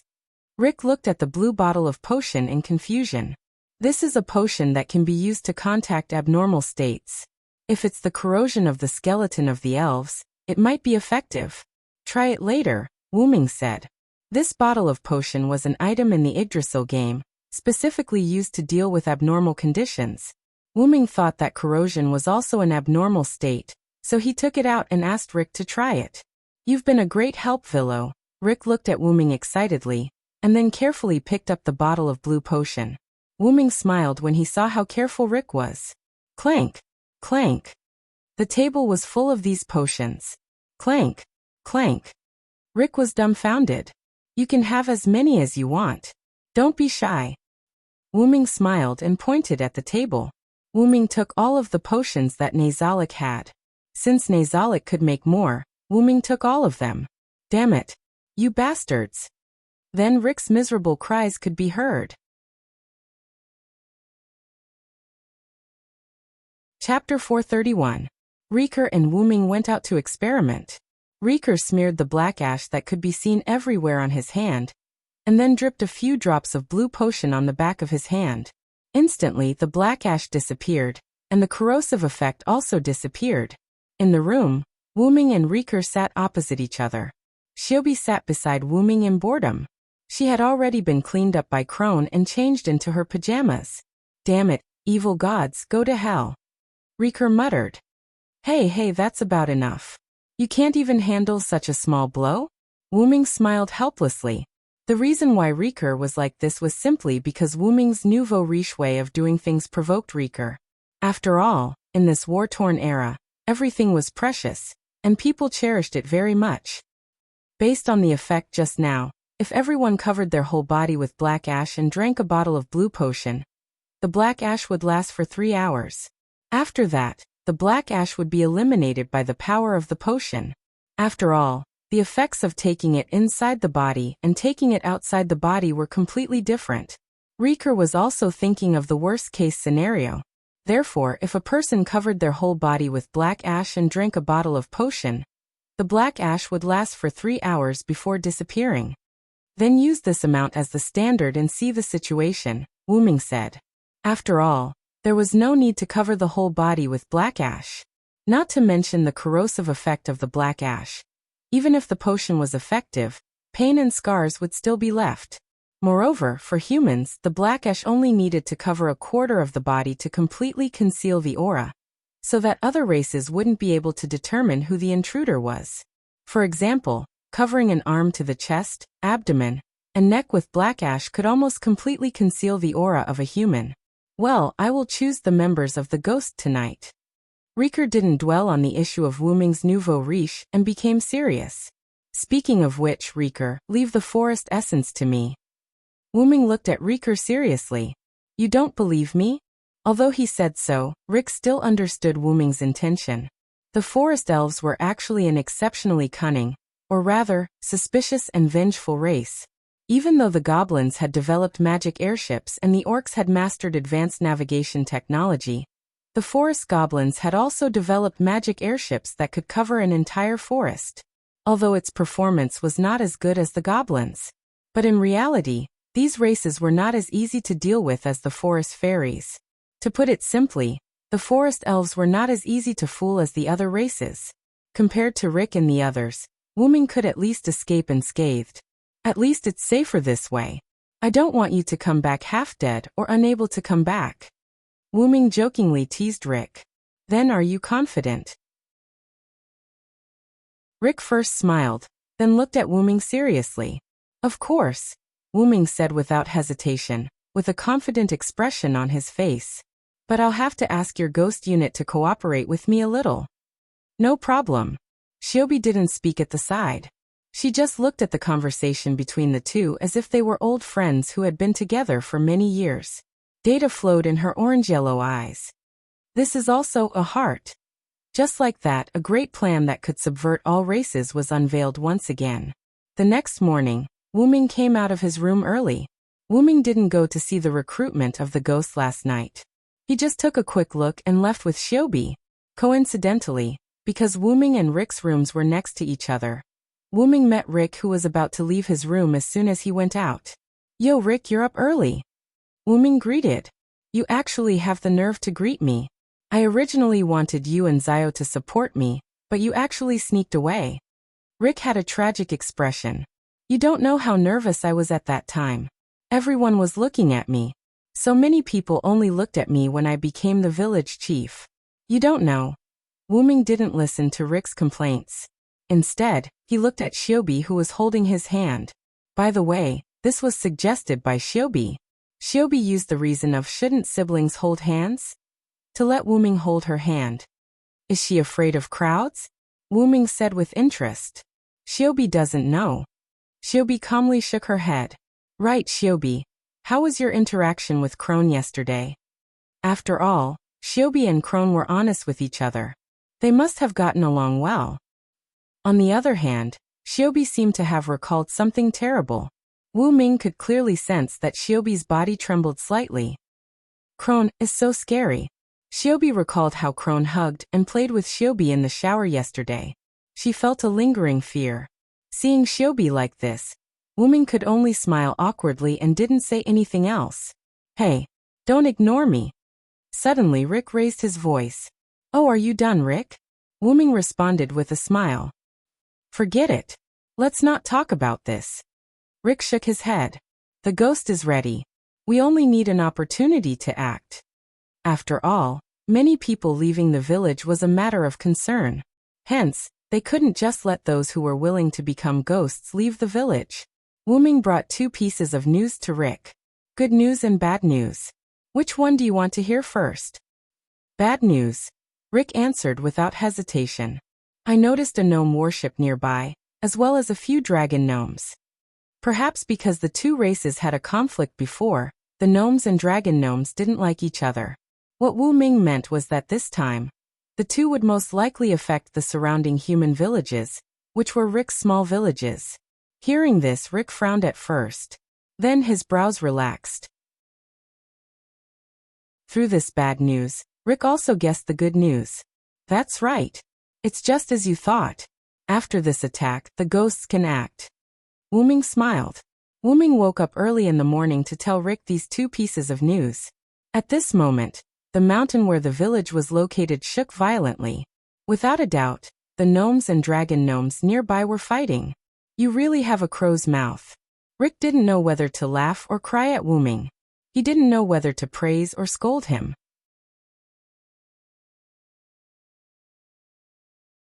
Chapter 432. Everyone leave from the west exit. Crone shouted, directing the panicking crowd to leave. Although Wuming and Rick didn't wake up late, Crone and a portion of the villagers woke up even earlier than them. These villagers were mostly young men and women. The rest of the villagers were old, weak, sick, disabled, and children. The rest of the villagers were woken up by the tremors outside. Following the shouts of their loved ones, they hurriedly packed their luggage and left in the designated direction. This was because the humans in this world would be affected by the battles of other races after a period of time. Therefore, the humans had to prepare their luggage early in order to prepare for any unexpected situations. In this era, death was a common occurrence. It was even possible to lose one's life while sleeping. Therefore, the people were used to preparing their luggage early. Like people who were used to earthquakes, they didn't panic and left in an orderly manner. However, it could be seen that the humans in this world lived in a cruel world. Seeing that almost everyone was leaving, Crone noticed that Rick and the Villo siblings didn't leave. Did something happen? Crone said worriedly. According to Rick, The Villo and Shiobi were clear-headed, so he wanted to discuss some issues with them. Crone believed Rick's words. After all, if the Villo siblings weren't smart, they wouldn't be able to wander around in this chaotic world. Because idiots had already died in the hands of natural disasters, black and gray, and other races. Even if it was because they had overslept the previous night, it was impossible for Rick, Varen, and the others to not be affected by such a violent tremor. Therefore, the only answer was that something else had happened. Crone ran to Rick's room. Looking at the half-closed door, Crone trembled as she pushed the door open. Rick's body trembled as he knelt on the ground in grief, and let out a sorrowful cry. Damn it. How many more times do I have to go through this, Rick? Crone looked at her grief-stricken brother, and couldn't bear to see him like this. Crone hugged Rick from behind and comforted him. That's enough, Rick. Leave the rest to me. Then, the corners of Rick's mouth curved into a smile. Have you memorized it, Villo? After Rick finished speaking, Wuming and Zio appeared at the door. At the same time, Wuming was holding a pen and paper in his hand. Not a single word missing.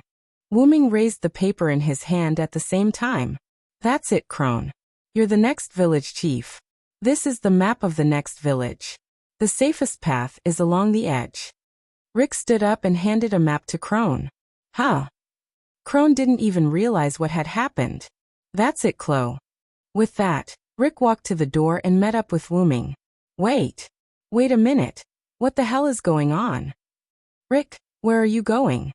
Crone was extremely confused. Even though Crone's talent was enough for her to become the village chief, she still couldn't accept Rick's sudden departure. Just ending this game. Don't worry. Rick turned around and smiled wantonly. Don't worry. I still have a sister to take care of. I won't mess around with Rick. Wuming raised his hand and suggested. This made Crone sigh in relief. She couldn't accept the sudden departure of a new friend. Then I'll leave Zio to you. Wuming pushed Zio into Crone's arms. Although Crone liked this cute child, she couldn't bear to see them messing around like this. And just as Crone was about to say something, Shiobi spoke. Please. You. Big sister. Crone. Shiobi stuttered shyly as she looked at Crone with her big watery eyes. Instantly, the suggestion magic that Wuming cast on Zio was activated. With Zio's cute performance, Crone, who was a normal person, seemed to have been charmed. Wah, leave it to me. Instantly, Crone shrieked as she hugged Zio and rubbed against her. I'm just sending Rick off. I'll be back soon. After Wuming finished speaking, Rick and Wuming left. After Wuming and Rick left, Crone reacted. You must return safely. She prayed to the running man. Outside, on the path of retreat. Due to the fight between the goblins and the dragon goblins, not only did the ordinary people have to return to the village, even Rick and the specters had to return to the specter's nest. Now Wuming and Rick were walking on the path to the specter's nest. I wanted to ask, are you going back to the village? Rick looked at Wuming suspiciously. Therefore, according to the plan, Wuming had almost no time to leave Rick and the others and return to the village. I have my ability. I can create a clone of the same level as me. Wuming explained. Wuming's dependent avatar had the ability to split his avatar. Wuming was going to use that ability to send his avatar back to the village to take care of Shiobi. After all, Shiobi was just living with human beings. Not to mention whether Shiobi's avatar would be discovered by human beings. Moreover, Shiobi needed someone to enlighten her. It just so happens that I also have a question. Wuming said. Do you want me to record what you said just now? Isn't that something that can be forged in minutes? Only the heavens knew why there was a need for someone to record the words with a pen and paper as proof. Wuming wasn't wrong at all. That thing could be forged directly. It's just a title to replace the village chief. It's not that useful. Rick smiled slightly. You really have a bad taste. Wuming joked. Goddess Sama is not qualified to say that. Rick retorted. Ha ha ha, both of them laughed. When they came to the entrance of a cave, both Wuming and Rick stopped. Then I'll go first. Wuming looked away. Well, we will also launch a strategy against the goblins and the orcs in 5 days. Immediately, without saying much, Rick and Wuming walked into the cave with their backs facing each other. Rick walked directly into the cave, and Wuming flew directly into the sky and flew away. So they were really going to leave after sending him off. Chapter 433. After Wuming left the human gathering place, he directly returned to his true form and flew into the sky. Then, because of the plan, Wuming directly cancelled the various shielding techniques on his body. At the same time, Wuming also released his own energy, which was the holy aura. At that moment, Wuming was like a flame in the night, a fireball, which was extremely eye-catching. Now the goblins' air fleet is on the northern coast of Lucia. Wuming remembered the map that Rick showed him. Wuming stayed in the air and looked to the north. Wuming's current location was south of Lucia, which was not far from the northern coast. Let's mess around a little. With that said, Wuming spread his wings and quickly flew toward the north. In the south, Lucia and Yar'ela intersected. It was an ocean, and the Forest Elves' fleet was sailing from that ocean. As the current chief octopal sorcerer of the Forest Elves, and the main researcher of the Zeroth Ward of the Void, Shinki Nerbalian's wisdom was naturally needless to say. She was also quite proud of herself, so she took on the heavy responsibility of the Forest Elves' fleet commander. However, she was rather fearful of the mysterious powerful being that the dragon spirit mentioned. After all, even though it was annoying to think of a musclehead who didn't have any intelligence and relied solely on brute strength, Shik had to admit that his powerful strength was indeed frightening. As a result, it was no longer appropriate for her to act freely in Lucia. Shinki once suspected the identity of the mysterious powerhouse, but she could not tell which race he was from until the creator of the Sky Forest Elves, Canas, arrived. Her creator, the god Canas, had told her that the mysterious expert was not from another race, but a god from another world. However, the star cup of that planet did not work on him, so she did not have to worry about him competing for the star cup. Coincidentally, she received news recently that the Forest Elves' old rival, the goblins, was attacked. According to the spy's report, the goblins could not capture the other party's figure, and the fleet's instruments could only detect a large number of powerful energy sources. Those energy sources were not elves, but unknown energy sources. From this, Shinki judged that the dragon who attacked the goblins' fleet was the powerhouse from another world that Canas mentioned. Therefore, Shinki decided to evacuate the Forest Elves from Lucia. However, it seemed that the goblins' losses were not serious. Because of that, it just proved that the mysterious powerhouse was just passing by, and the reason for the attack was unknown. In any case, the Forest Elves enjoyed watching the Forest Elves. Shinki made such a decision in order not to let her people follow in their footsteps. So as the Forest Elves fleet, the Elves airship fleet, the Elves airship fleet, and headed to the Yar'ela continent. Naturally, Shinki had his own plans for heading towards the continent of Yar'ela. Godzazazaz, the Zeroth Elves, the Zeroth god, was the Elves's was the god. Standing at the front of the fleet, Shinki looked at the Lucia continent. For the sake of our god, please bless us, Canas. Shinki prayed to his god. And at that moment, not good. Lord Shinki. An ordinary forest elf soldier hurriedly ran to the bow of the ship. What's the matter? Don't panic. Shinki looked at the soldier unhappily. Yes. I'm sorry, Lord Shinki. The soldier calmed down and stood up straight. Tell me what happened. Shinki asked casually. It's like this, Lord Shinki. Our magic has detected an unknown energy source, and the amount is huge. The captain asked me to inform you. What did you say? In the captain's room of the Forest Elves' magic airship flagship, Shinki walked in a little panic, and his eyes suddenly rushed to the big screen. What the hell is going on? Shinki said with a little anger.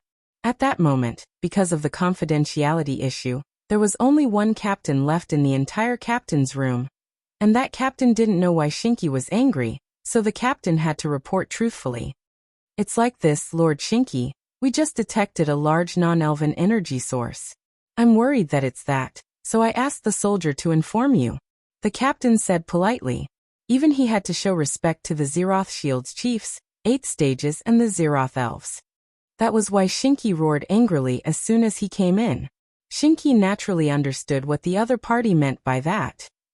As the captain, Shinki naturally knew that the goblins were attacked, and he also knew that the goblins were also attacked after detecting a large non-elven energy source.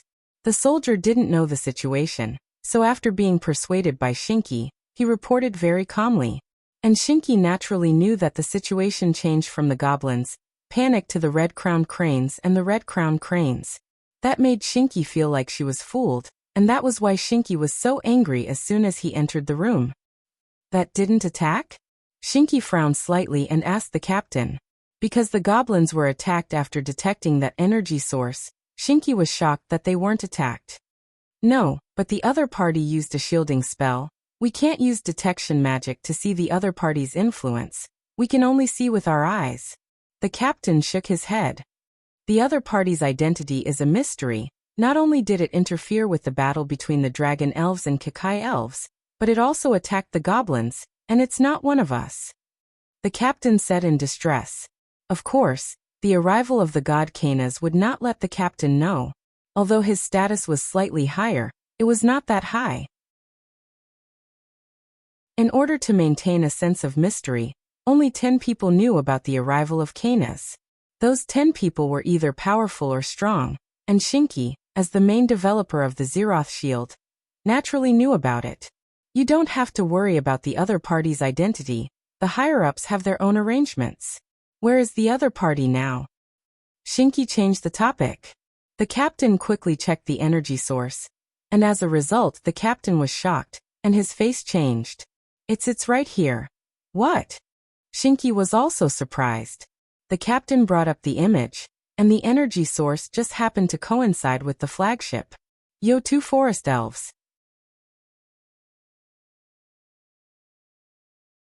Chapter 434. Wuming's voice came from the captain's room. Who is it? The captain roared and looked towards the source of the voice. A young man with black hair and red pupils wearing a loose white shirt appeared out of thin air at the door of the captain's room, and leaned against the wall of the captain's room. Oh, aren't you looking for me? Wuming smiled. Xian frowned slightly, and said to the captain without turning her head. You can leave first. But Lord Xian. Okay, I understand. The captain wasn't stupid and walked towards Wuming's position. That was the door. Wuming wasn't afraid that the captain would go home and call for reinforcements, because both sides knew that violence wouldn't solve the problem. The captain's room door opened, and the captain took a deep look at Wuming before leaving. Bam tch. The captain's room door closed again. Now the only ones left in the captain's room were the Forest Elite's chief level 8 sorcerer Xian Kunirba and Wuming. Then Lord God, what can I do for you? Xian politely bowed slightly and greeted Wuming. Don't be nervous, Wuming said calmly, then walked to the captain's room and sat down. I don't mean any harm. Wuming maintained a smile as if everything was within his control, and looked at Xian with incomparable arrogance. You must be joking. Lord Canas has already told us about you. As a god from another world, you don't need to compete for the Star Cup, so please tell us your intentions. Xian's words were still polite, but Wuming could hear the mockery in her words. You really dare to say that, Canas' creation? Wuming was instantly angered. Although he still had a smile, the anger in his eyes and the aura he emitted made Xian feel terrified. After all, Lord Canas is a supreme existence. We can't compare to you in terms of power or wisdom, so please forgive Xian's offense. Xian Kunirba's meaning was clear. They were weak, so it was better to be straightforward with a powerful being like Canas, because they had to agree no matter what. Wuming naturally understood this, so he only got a little angry and calmed down. Then I'll be straightforward. Then I'll get straight to the point. I found something interesting in the air fleet of the goblins. It's an existence comparable to the Zeroth protection of the void. What? Xian heard Wuming's words and couldn't stay calm. Not only was she surprised that Wuming knew about the Zeroth protection of the void, but she was also surprised that the goblins had an existence comparable to the Zeroth protection of the void. Don't worry. Even if I know about the Zeroth protection of the void, I won't do anything to you. Besides, I'm here for your own good this time. Wuming smiled and calmed Xian down. Her beautiful face was solemn. Then Lord Canas, are you going to tell us about the gophers? Xianku asked. There was another layer of meaning in this sentence. Even if you are helping us forest elves, do you have a purpose or something else? After all, it was impossible to give without expecting anything in return. There was no such thing as a free lunch. As a wise person, Xianku Nirba naturally understood this principle. Don't be nervous. You also know that I can't use this planet's star cup even if I obtain it. I don't have any other purpose. I'm just doing this for my own pleasure. Wuming shrugged and waved his hand. Pleasure? Xianku furrowed her brows in confusion. After all, I can't obtain any benefits from this world. I can only enjoy the pleasure this world brings me, Wuming explained. The goblins have developed a weapon that can explode divine marrow. It's called marrow explosion. The marrow explosion is all loaded in their aerial fleet and can be launched at any time. Wuming's words made Xianku slightly excited. Explode divine marrow? Xianku fell into deep thought. If that was the case, it would indeed have the same deterrence as the Zeroth protection of the void. It was better to believe it than not. They had to be cautious. Let me give you another reminder. The goblins already know that you have the Zeroth protection of the void. Wuming's words gave Xianku another heavy blow. How is that possible? Xianku thought that her forest goblin's defense system and anti-spy system were perfect. Therefore, Xianku didn't think that anyone would be able to sneak in and discover their secret weapon. The Zeroth protection of the void was correct. Since you can send spies to the other side can naturally send spies as well. Don't be too complacent, forest goblins, Wuming warned. All in all, just be careful. I don't want this good show to be ruined. With that, Wuming stood up and prepared to leave. Thank you for the information, sir. Xianku bowed deeply to Wuming. However, her voluptuous chest swayed in front of Wuming's face. Cough cough. It's nothing. After all, I was very bored when I accidentally got lost in this world. How can I not find some entertainment for myself? I hope you won't disappoint me. With that, a black space appeared in front of Wuming. The space swallowed Wuming and the black door disappeared. It seemed that the other party relied on this thing to enter. Why didn't the comfortable version of shielding space teleportation work? Could it be that it wasn't space teleportation? Xianku began to think hard. However, this was none of Wuming's business. Phew. Wuming let out a long sigh. Seriously, I'm really not suited to play the bad guy. At this moment, Wuming leaned against a tree and rested. Suddenly, a golden light appeared on Wuming's arm and a clear voice said, Sir Wuming, you were lying to that young lady, right? Of course. I just went to the goblin's place to cover it up. You've been following me all this time. Other than the fact that the goblins have marrow explosion, everything else was a lie. Wuming smiled proudly.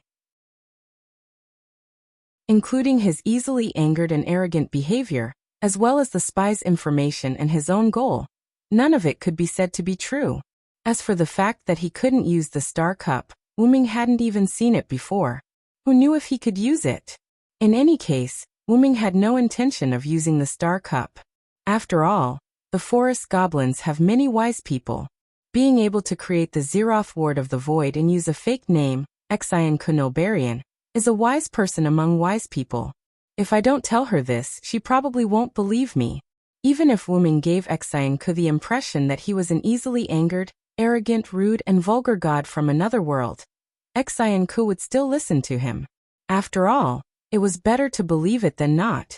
It would be troublesome if she failed miserably. I've done what I should. The rest will be left to Rick. What I should do now is to meet Artemisia.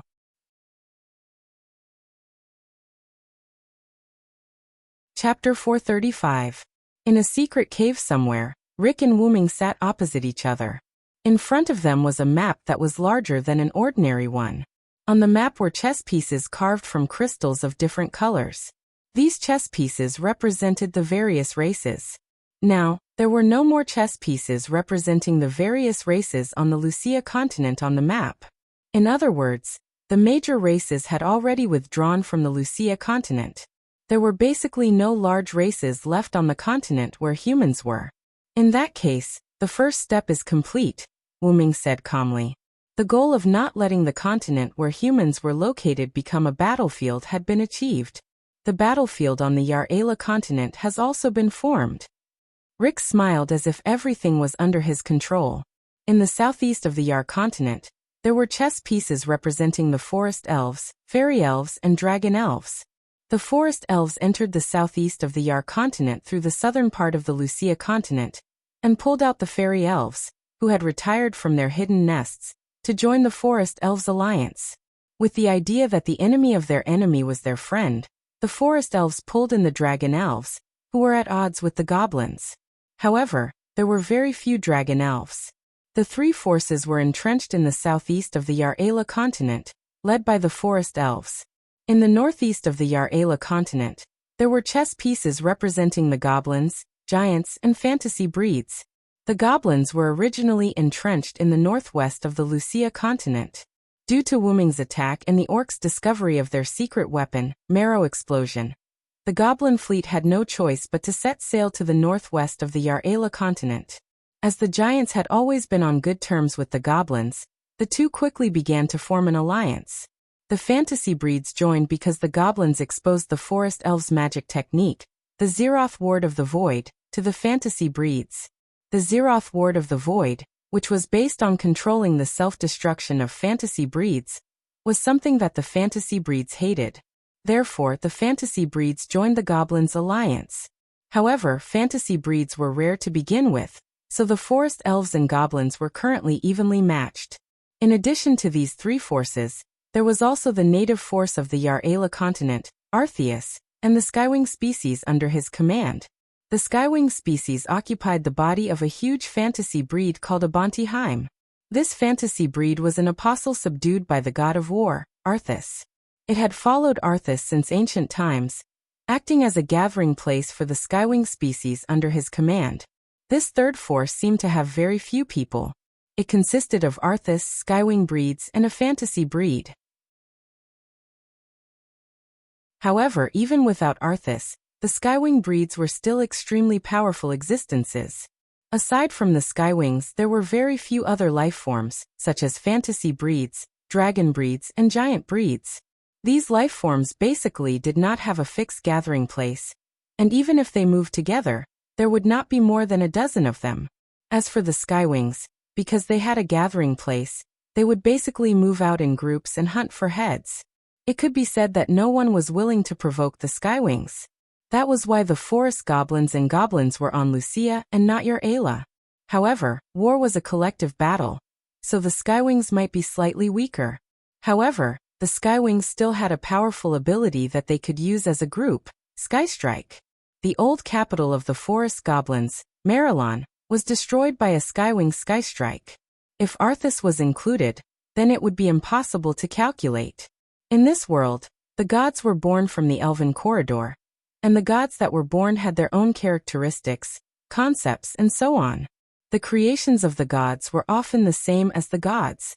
For example, the creator of the goblins, God Okan, had the title of God of Forging. The goblins were also experts in the field of forging. The magic airships were the first to be researched by the goblins. The magic airships of the forest goblins were actually just using magic to make the warships fly, unlike the goblins' magic airships that used fuel ores as a power source. Canas was the god of the forest, and her creations were the elves that were close to the forest. As the god of wisdom, she could use 168 types of spells at the same time, which was the so-called 168 types of spellcasters. It should be known that the strongest of the forest goblins was the 8th type of spellcasters. That was how wise Canas was. As for the Kakai race, their god initially wanted to find someone to answer his questions, so he created 5 small machines. However, he realized that these 5 small machines could not answer his questions.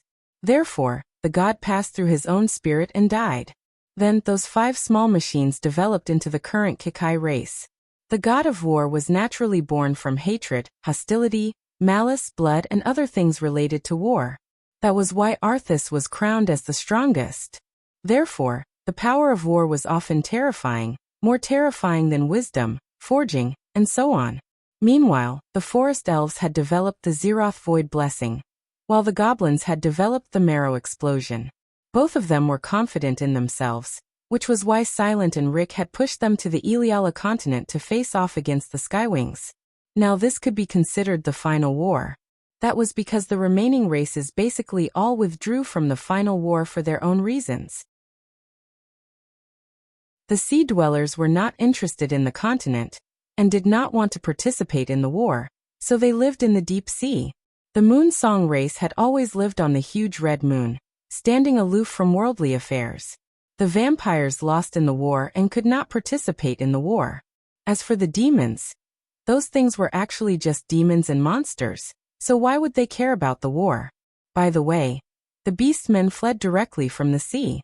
They were originally not far from the goblins, so when Rick and the others leaked the information about the Marrow Explosion, they quickly gathered their entire race and retreated from the sea. As for the Kikai race, they did not provoke others, and others did not provoke them, so they lived in peace. Coincidentally, almost all of these races were races whose gods had died. It was precisely because their gods had died that they chose to preserve themselves. After all, the prize of the war was for the gods, and they might not necessarily use it even if it was given to them. The three forces are already in their own positions, and are on guard against each other. Now all we need is a catalyst, and the final war will begin. Then, Rick looked at Wuming. Wuming was such a catalyst. Then, there's no time to lose. Let's begin tonight, Wuming said with a nod. Then, Wuming directly entered his spatial door, and left the cave. The future of humanity will be decided tonight.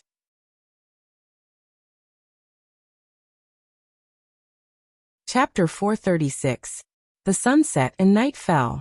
In the Yar-Ala continent, Wuming floated in the air as he looked at the massive creatures in the sky. Abendheim, the gnome fleet, and the forest elves' magic airship had all settled down peacefully, forming a tripartite balance of forces. Even so, Wuming was still only interested in Arthas. Wuming had learned from studying the forest elves' Zeroth Void Blessing that the technique had extremely high lethality, but it was fine if he couldn't hit it. As for the gnome's Marrow Explosion, Wuming estimated that it could match the Zeroth Void Blessing, but it was still the same. It was fine if he couldn't hit it. If it was just a defenseless Arthas, then the Zeroth Ward of the Void and Marrow Explosion might have been effective. However, against a group of Skywing species that could use Sky Strike, as well as Arthas behind the Skywing species, the forest goblins and goblins would have a hard time hitting their targets. However, Wuming didn't care if the forest elves and gnomes could kill the Godslayer, or if Arthas could defeat the 6 major races. These had nothing to do with Wuming. Wuming's goal had always been clear, and that was to help Rick and let the humans obtain victory with their own hands. That was all. In this way, the Kikai species that could replicate the techniques of other races would come in handy. After all, what better way to signal the start of a battle than when the enemy released their signature technique? However, Wuming only knew one Kikai species, and that was Zayubalas or Shiobi.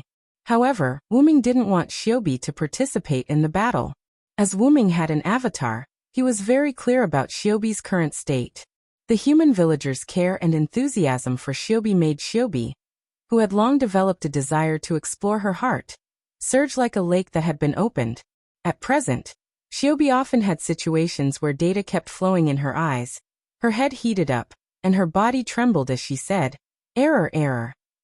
Fortunately, Wuming's clone was there.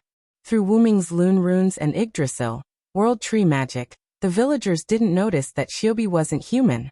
Even Crony, who hugged Shiobi to sleep almost every night and often bathed with him, didn't notice that Shiobi wasn't human. In addition, Wuming would guide her from time to time. Wuming believed that Shiobi had already obtained imperfect feelings. The reason was in Wuming's hands. "Thank you, Shiobi." Wuming took out a metal sphere and thanked Shiobi, who was far away on Lucia. The metal sphere in Wuming's hand was given to him by Zio. "Nameless needs this. I'll give it to you."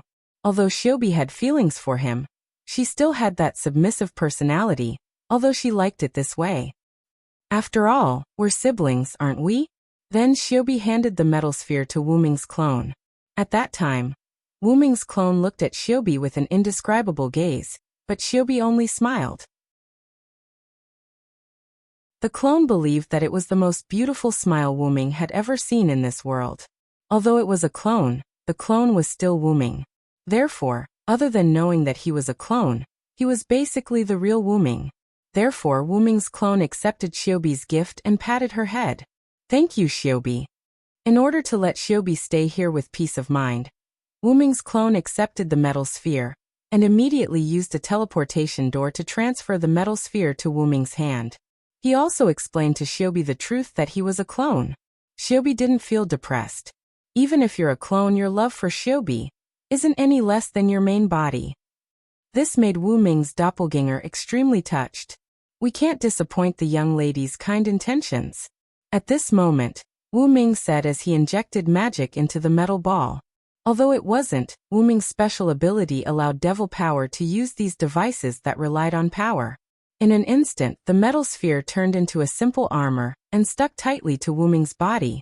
This feeling, is it the Jikai type?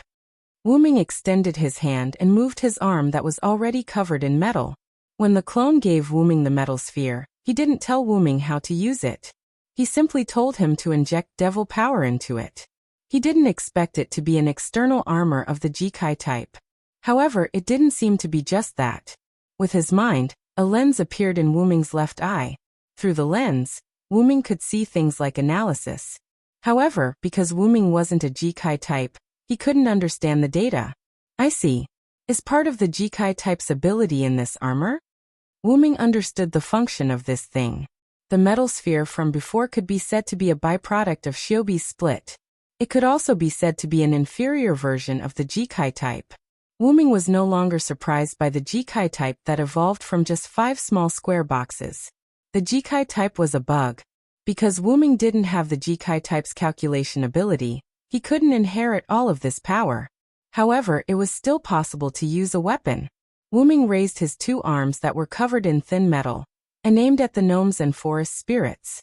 Let me try. Something that contains Xiaobi's feelings. Pseudo Sky Strike. After Wuming finished speaking, the magic power in his body burned fiercely like fuel. Wuming's entire body shone like a bright star in the night. Then, 2 long sniper rifle barrels extended from Wuming's palms.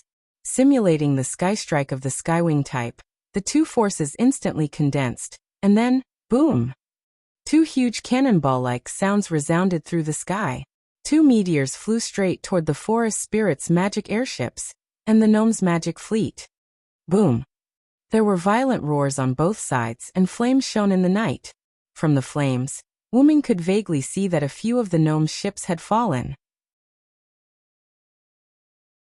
On the other hand, the magic airship of the forest fairies was fine. It made sense. The forest spirits' airships were definitely filled with defensive spells. Even if the gnome's fleet had defensive spells, they wouldn't be able to use them as well as the forest spirits. After all, Wuming's previous attack had expended a lot of magic power, but it had only brought down a few of the gnome's magic airships. Is it because of the imitation? Wuming looked at the gun barrel that was still smoking due to the overload. However, he had achieved his goal, which was to start this war that wouldn't start for a long time. Wuming looked at the gigantic whale-like fantasy breed, Abendheim. After removing the armor on his body and placing the metal ball into the golden ripples, Wuming created another clone, and his main body flew toward Abendheim. The clone that had 50% of Wuming's main body remained where it was. The only difference was that the left arm of the clone was covered in a black glove. Plan B had begun.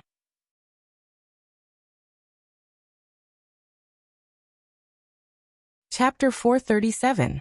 On the fantasy breed Abendheim, the green-haired Skywing breed's first creation, Azrael, sat on the edge of a rock, casually looking at the joint fleet of the forest elves and gnomes. Truly a bunch of people who don't know their limits, meow, Azrael said with a peculiar tone, her 2 eyes revealing death. This was a characteristic of the Skywing breeds. Looking directly into their eyes would mean seeing death. How boring. Why aren't they attacking yet? I can't wait to collect their heads. The final creation, Giliel, flew beside Azrael in boredom, her pink hair wantonly fluttering. Although she looked like a loser, the death in Giliel's eyes was no less than Azrael's. Well, after all, the other party is coming with such ferocity. It's best to be cautious, meow. Although that was what she said, Azrael's face was brimming with a frivolous smile. She did not believe that these people could defeat their creator, war god Artesius, even if they worked together. Besides, they had not yet worked together, and had instead chosen to split into two to form a tripartite confrontation. How sad. If they worked together, they might have had a chance, meow, Azrael said mockingly. Don't say that, Azrael.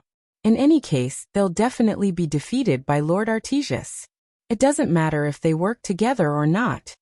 Giliel flew behind Azrael, waving her hands as she calmly said. It seemed that the Skywings were truly confident in their creator, Artesius. After hearing Giliel's voice, Azrael lowered her head as if she had heard something terrifying. Oh, Azrael, are you still thinking of using the same trick? Giliel seemed to already know the outcome, and quickly distanced herself from Azrael, who had lowered her head. Suddenly, Azrael flew up and ran toward Giliel. What, little Giliel, call me big sister, meow. No way, Giliel said evasively, and Azrael chased after her. Then let me hug you for a bit, please, meow. Hee hee, then try to catch up to me. Then the two beautiful bird-like girls began to chase each other in the air. If one were to take a closer look, other than the length of their hair, the color of their hair, and their faces, the two of them were quite similar in terms of clothing style and body proportions. If one were to say that the two of them were fraternal twins, people would believe it. In truth, all the Skywing species looked similar. After all, they were all made from the feather fragments of the god of war, Arthas. It could be said that all the Skywing species were sisters. As for the wings, they were a necessity for the Skywing species. At this moment, Azrael and Jillian came to a halt and gazed into the distance. That wasn't where the forest goblins or goblins' fleets were located. Instead, it was an empty space. However, if one looked carefully, they would be able to see where the light came from. One had to know that even a little light in the dark would attract attention, not to mention. That's right. That was Skystrike, Giliel said calmly. The Skywings were the most familiar with the abilities of the Skywings, but this Skystrike seemed especially powerful. Sure enough, at this moment, that light suddenly split into two and flew toward the forest goblins and goblins. Boom! Almost instantly, the Skystrike struck the forest goblins and goblins' fleets, creating a huge explosion. I've already given the order for the Skywings to obediently stay here, meow. Azrael frowned. Those two Skystrikes were already the most powerful attacks a single Skywing could unleash. This was also why the lively and active Jillian had not gone out. Well, who knows? Maybe some of the sisters are a little willful, Jillian said jokingly with a smile. The flames of the explosion soared into the sky like a beautiful flower in the dark night, igniting the flames of war. Time to go, little Jillian. Get ready to attack, meow, Azrael said. Whether it was the Skywing sisters or someone pretending to be them, the forest goblins and goblins would not turn a blind eye to the provocation of the Skywings just because of a misunderstanding. Is the battle finally about to begin? Jillian smiled happily, the death in her eyes becoming even more apparent. On the other side, on the forest goblins' fleet, Lady Shinka, we've been attacked by the Skywings Skystrike. What do we do? Should we counterattack? The captain asked, somewhat flustered. Have the dragon goblins wait for now. Rule the fairy goblins and prepare to activate the Zeroth Void Blessing with us. Shinka said calmly as she looked at the captain. Yes, sir. The captain saluted and left. After the captain left, Shinka wiped the sweat off her forehead. What's with that Skystrike? My defensive technique almost failed to block it. Indeed, that Skystrike had been blocked by Shinka's defensive technique. If the forest goblins' warships had taken it head-on, there was a 100% chance that several of their warships would have been destroyed. Isn't the goblins a good example? Shinka thought to herself as she looked at the downed warships of the goblins. But the Skywings shouldn't be that stupid. After all, the situation was not favorable at all. Starting a war at this time was the most unwise choice. Or maybe someone is framing us. Shinka frowned and stroked her chin. However, even if someone was framing them or the Skywings were deliberately starting a war, they were still in a passive position. The fireworks, just now, was like a signal. Not only the Skywings, but the goblins had also begun to take action. After all, the goblins had already lost a few magic airships. How could they not take revenge?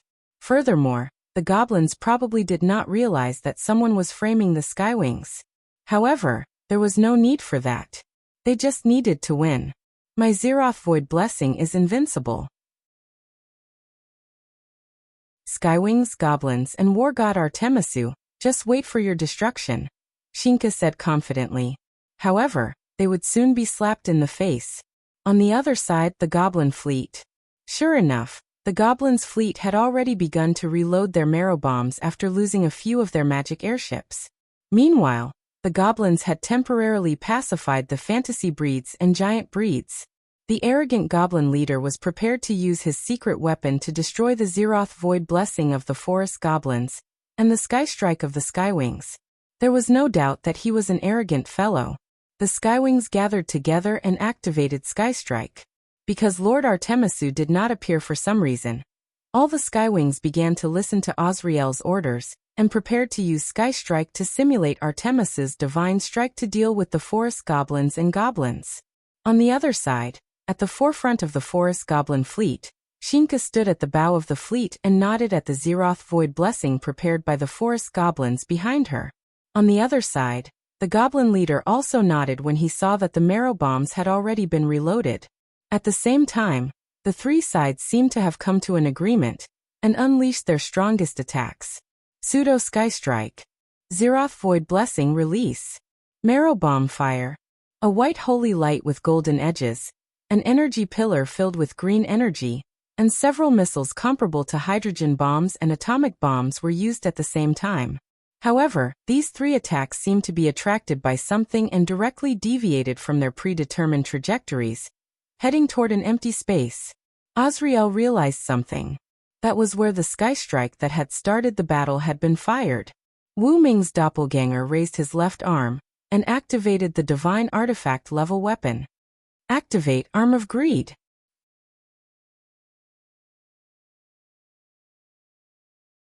Chapter 438. Wu Ming raised his arm of greed high up. The vambrace on his arm was like a black hole, producing an unparalleled suction force. It was this powerful suction force that attracted Pseudo-Divine Strike, Zeroth Void Blessing, and Marrow Explosion.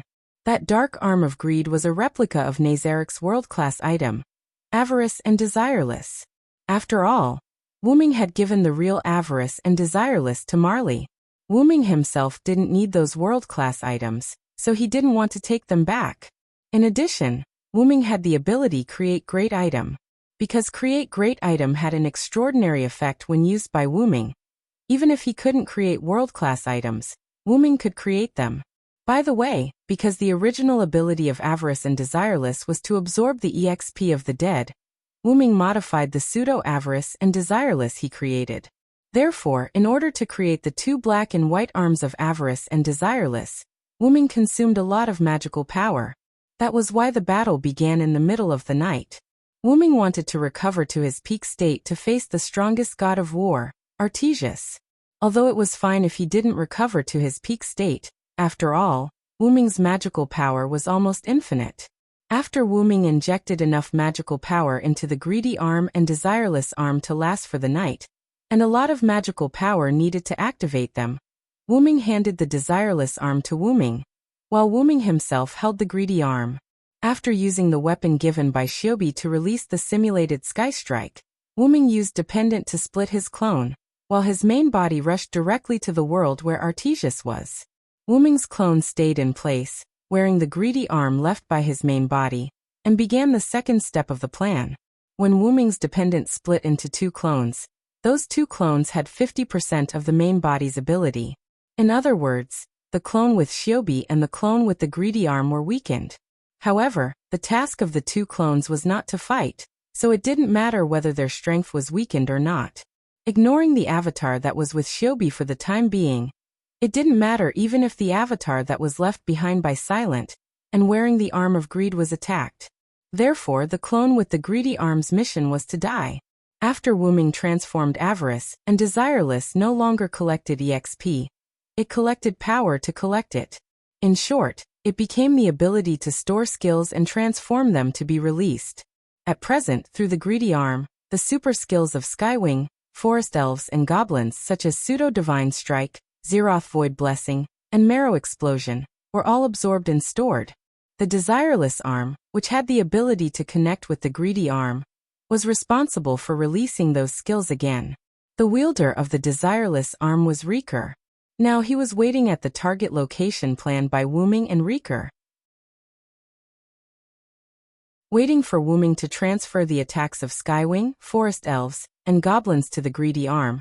Then Reeker would launch the Desireless arm, releasing the huge attack stored in it, directly penetrating the core of the planet, and then Reeker would obtain the Star Cup.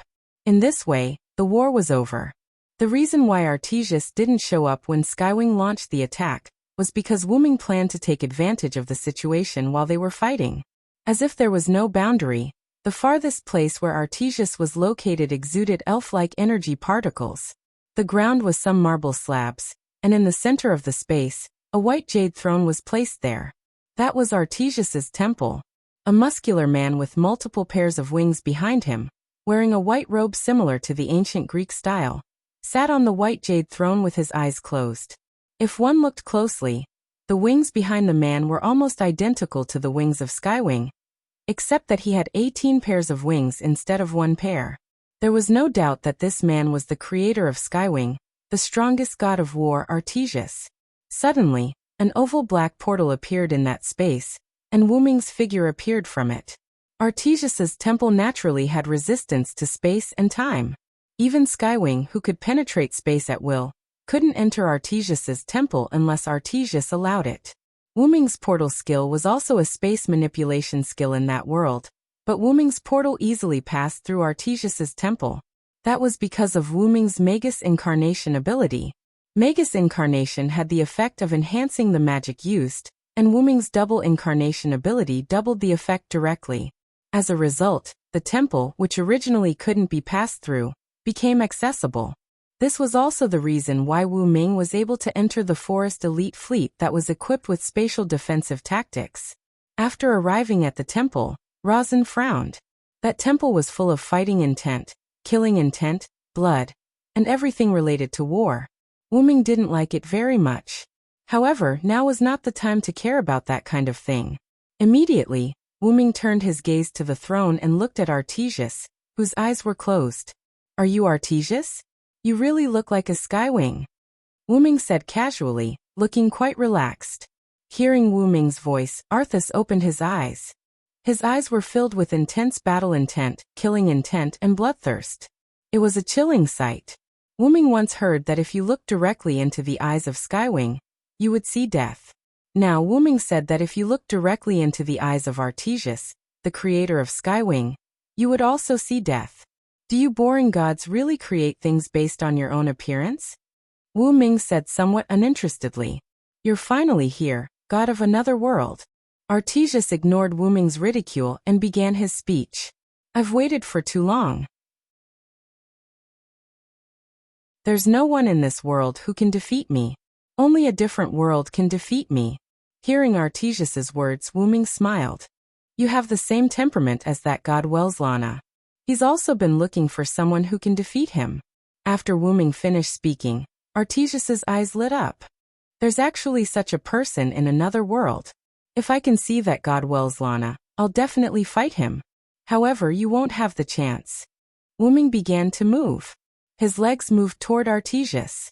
His speed became faster and faster. In an instant, Wyrm's figure disappeared in front of Artesius. Immediately after, Wyrm's voice came from behind Artesius. "I've already defeated him. Today you'll be the same."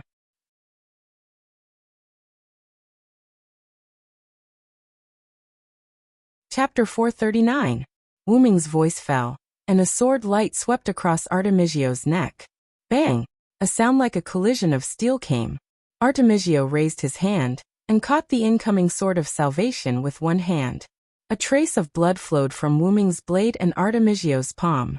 "Not to mention that the entire temple is my perception field, I have a good understanding of space. Don't try to show off your meager skill in front of an expert." Artemisio didn't care about the pain and blood, and said calmly. "Instead, The blood made Artemisia more energetic. That's right, what Wuming used just now was not the Phoenix Incarnation's lightning speed, but a simple space transfer magic. Although Wuming didn't use it before, it didn't mean that Wuming didn't know how to use it. It's just a simple test of your power. It's not like I'm displaying my slight skill in front of an expert. After saying that, Wuming once again used spatial transference magic and returned to his original position. Then let's get started, Artemisio. Wuming brandished his divine blade of salvation, which was shaped like Excalibur, and pointed its tip at Arthu. As you wish. After Artemisio finished speaking, his figure disappeared. There was no doubt that this was a more advanced space ability than the Skywings. At the moment when Artemisio disappeared, Wuming waved his sword fiercely behind him. Bang! The sound of steel colliding came again, and Wuming and Artemisio were shaken back. What a terrifying space ability, Artemisio. Wuming looked at Artemisio seriously. Although Wuming was called the Root Dragon and had the ability to adapt to space and time, it was basically passive. It could be said that he didn't have the slightest active skill. It could be said that the only time and space ability he had was the Phoenix Incarnation and the space transfer magic. It could only be said that Wuming was still too young. Perhaps he would have to wait until he reached adulthood to fully master the space ability. As for the Root Dragon, forget it, let's find another way. While Wuming spoke, Artemisio also looked at his hand. There was a small bloodstain on his palm and a thick bloodstain on the back of his hand. These were all caused by Wuming's divine blade of salvation. The former was caused by Wuming being grabbed by Artemisio when he ambushed him. With his self-healing ability, the wound was almost healed. The latter was a wound caused by Arthas's sneak attack on Wuming and the collision with Wuming's divine blade of salvation. The burning pain was transmitted to Arthas's nerves. Immediately, Arthu activated Spirit, and the two wounds healed instantly. I didn't think that just contact and collision would be able to hurt me. As expected of a product from another world. I'm getting excited. Due to his injuries, the battle intent in Arte's eyes burned even brighter. This is the divine blade of salvation that killed countless god-slayers. Not only that, but it also killed a lot of gods. Wuming said to Arthas with a raging smile on his face. When Rama held the divine blade of salvation as the last king, in addition to killing god-slayers, he also killed other disobedient gods. After all, not all disobedient gods were on good terms with the last king. Just like Velaslana, if he met Rama, he would definitely challenge him until he died. Even Rama himself forgot how many enemies he killed, which meant that the enemy was not only the god-slayers, but also the disobedient gods. The divine blade of salvation, huh? Then let me see its power. After that, Arthas gathered energy in the palm of his hand and formed a dark blade. Then, Arthas pointed the blade at Wuming. Arthas hoped that someone could defeat him, even if he died. However, this did not mean that Arthas would go easy on the opponent. To Arthas, defeating an opponent that he could not defeat was just a dream. However, Arthas especially hoped that this dream would come true. Therefore, Arthas would use all his strength to defeat Wuming. He's coming, you're a traveler from another world.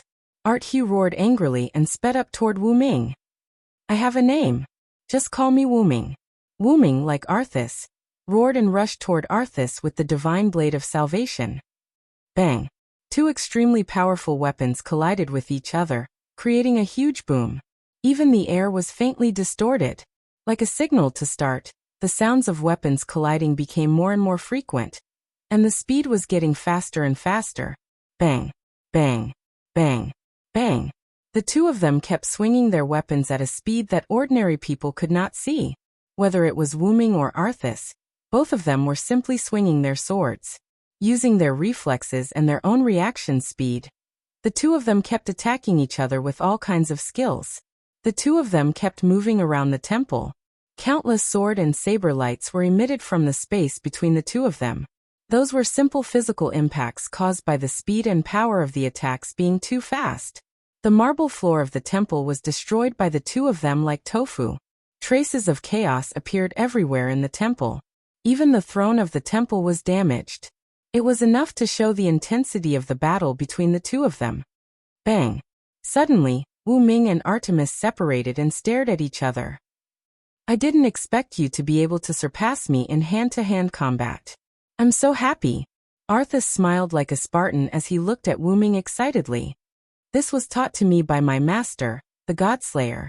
Coupled with years of practice, I naturally have such martial arts.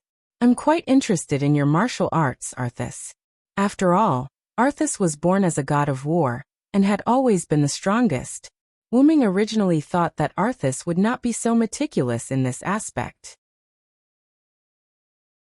As a god born from heaven and earth, shouldn't they generally be able to defeat their enemies with one move, or use powerful magic?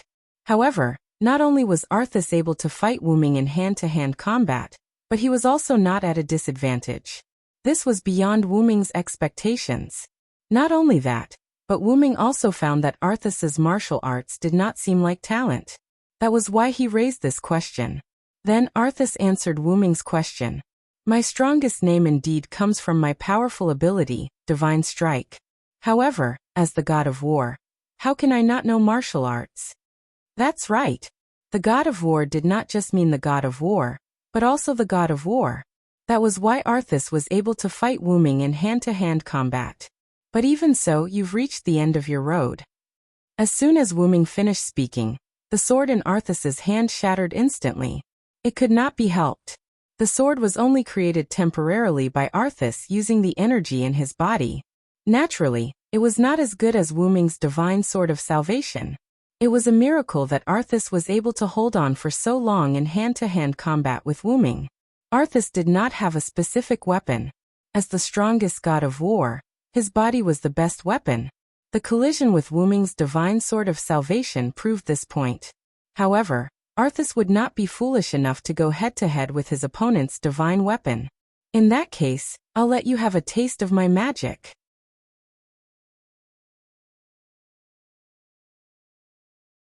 Chapter 440. After Arthas finished speaking, his figure instantly disappeared and merged into the void. Immediately, the entire space in the temple began to fluctuate.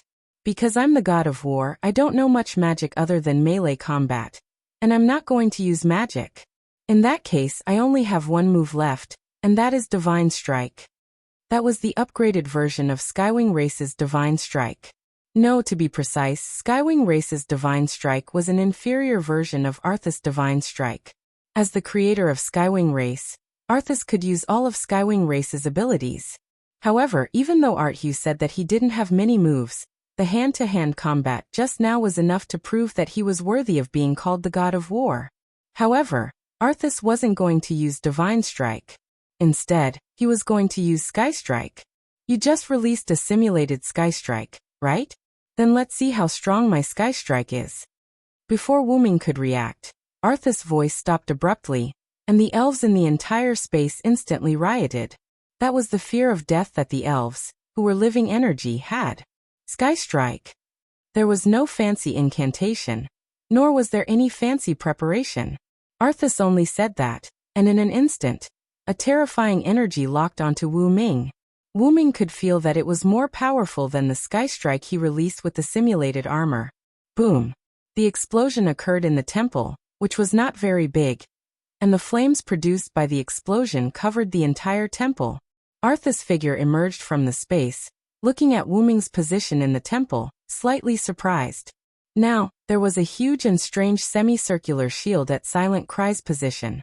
But upon closer inspection, it wasn't a semicircular shield at all. It was clearly a semicircular defensive barrier formed by countless shields stacked together. I didn't expect you to have such a trick, Arthas praised. As if hearing Arthas' praise, the defensive barrier formed by the shields moved.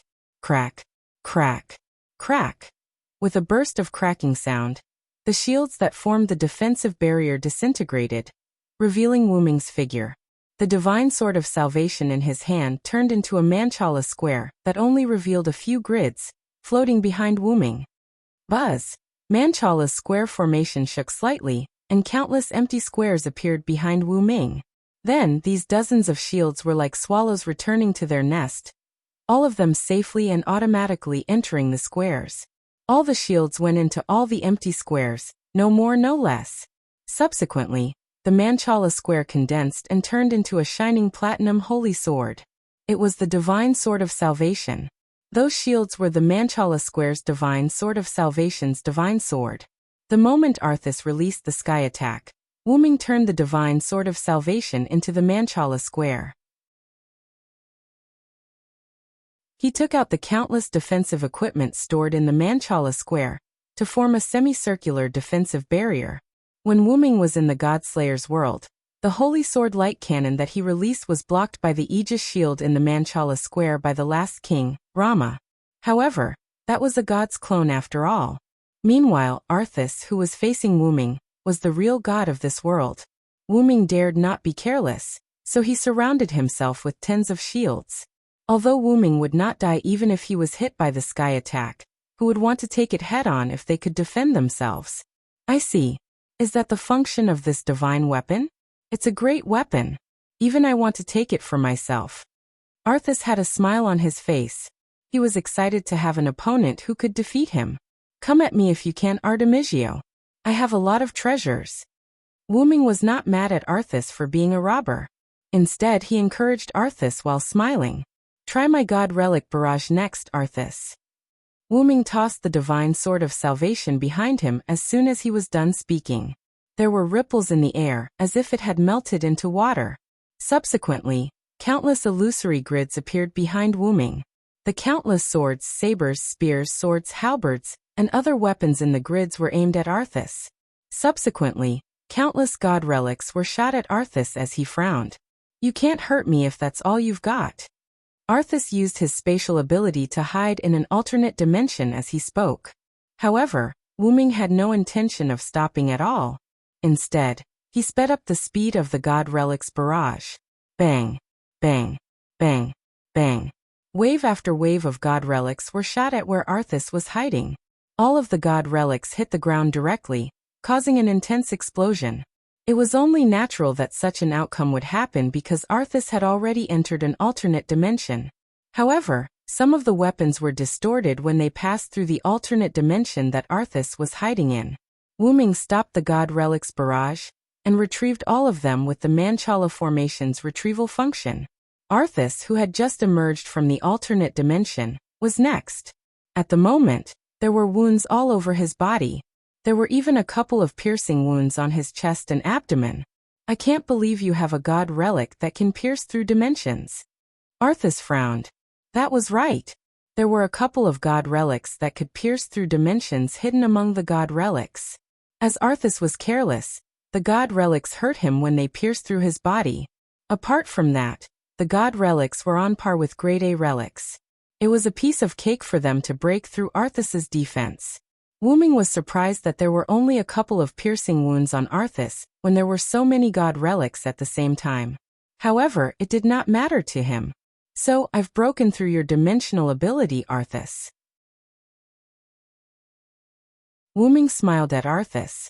Now, Arthas could no longer use his dimensional ability to avoid being hurt. If Lin Huang were to use a skill that targeted space and crushed Arthas's divine marrow, Arthas would die. Arthas wanted someone to defeat him. He did not mind being killed, but he did not want to die in such a humiliating way. The reason why Arthas was still alive despite having so many piercing wounds on his body was that his divine marrow was not hit. In other words, Arthas had protected his divine marrow when he was attacked. However, even if he managed to protect his divine marrow, Arthas would not choose to use his dimensional ability to dodge Wyrm's god relic's barrage again. First of all, he would really die if Lin Huang managed to break through his divine marrow's defense. Moreover, Arthas was a god of combat. He knew that the best defense was offense. I don't like defense. Attacking suits me better. Arthas's eyes gleamed as soon as he was done speaking. An energy sword appeared in his hand again. Then, I'll be a little more serious. Then the two of them began to fight again.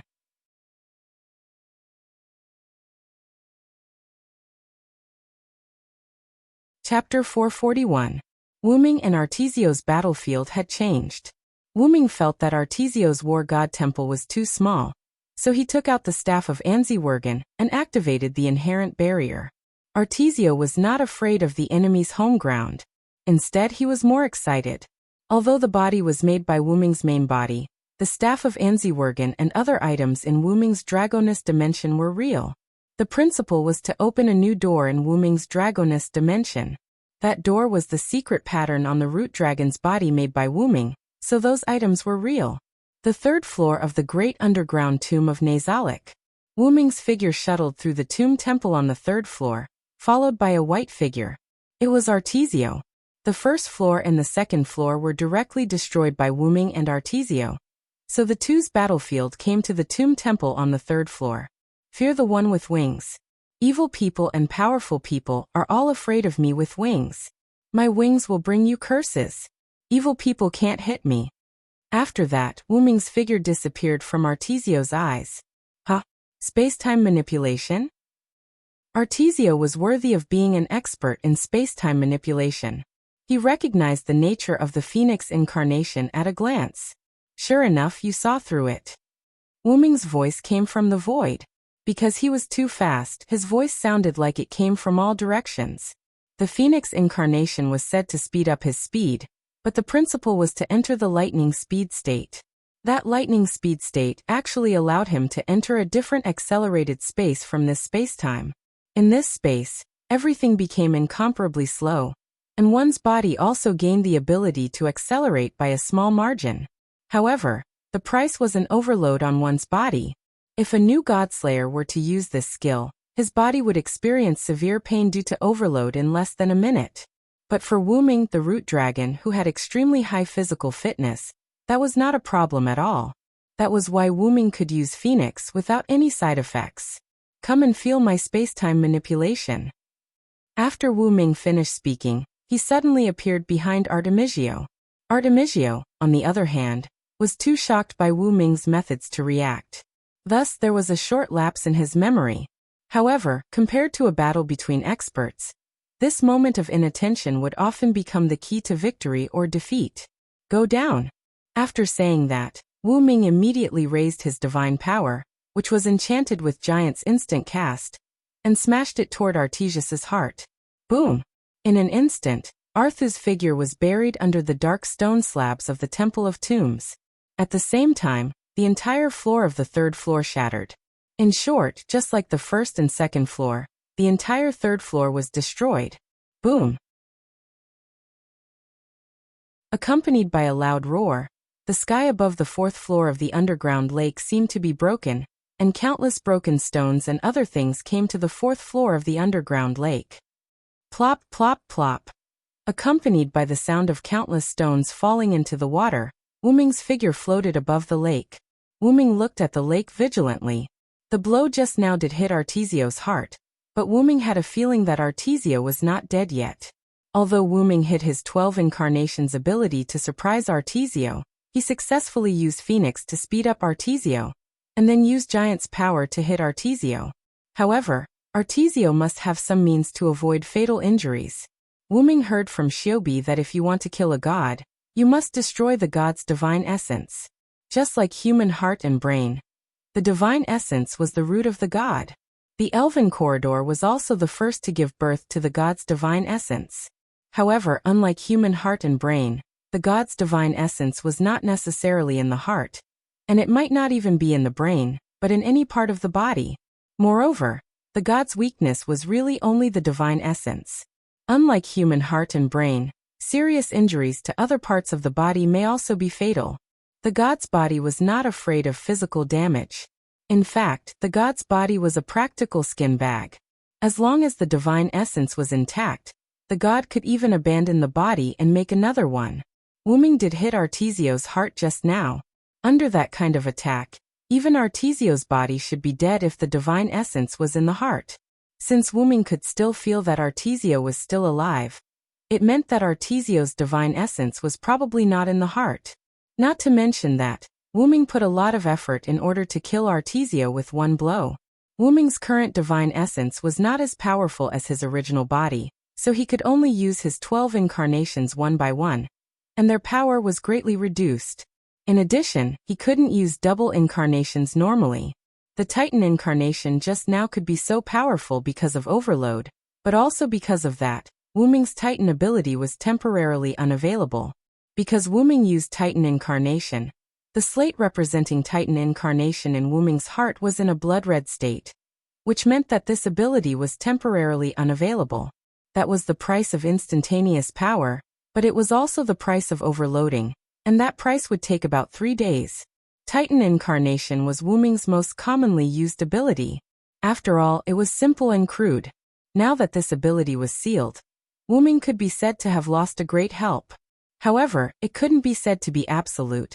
Simply put, it wasn't a big deal. Then, Artesio flew out of the underground lake. Sure enough, although Artesio was in a mess, and his heart was protruding, Artesio did not show any signs of dying.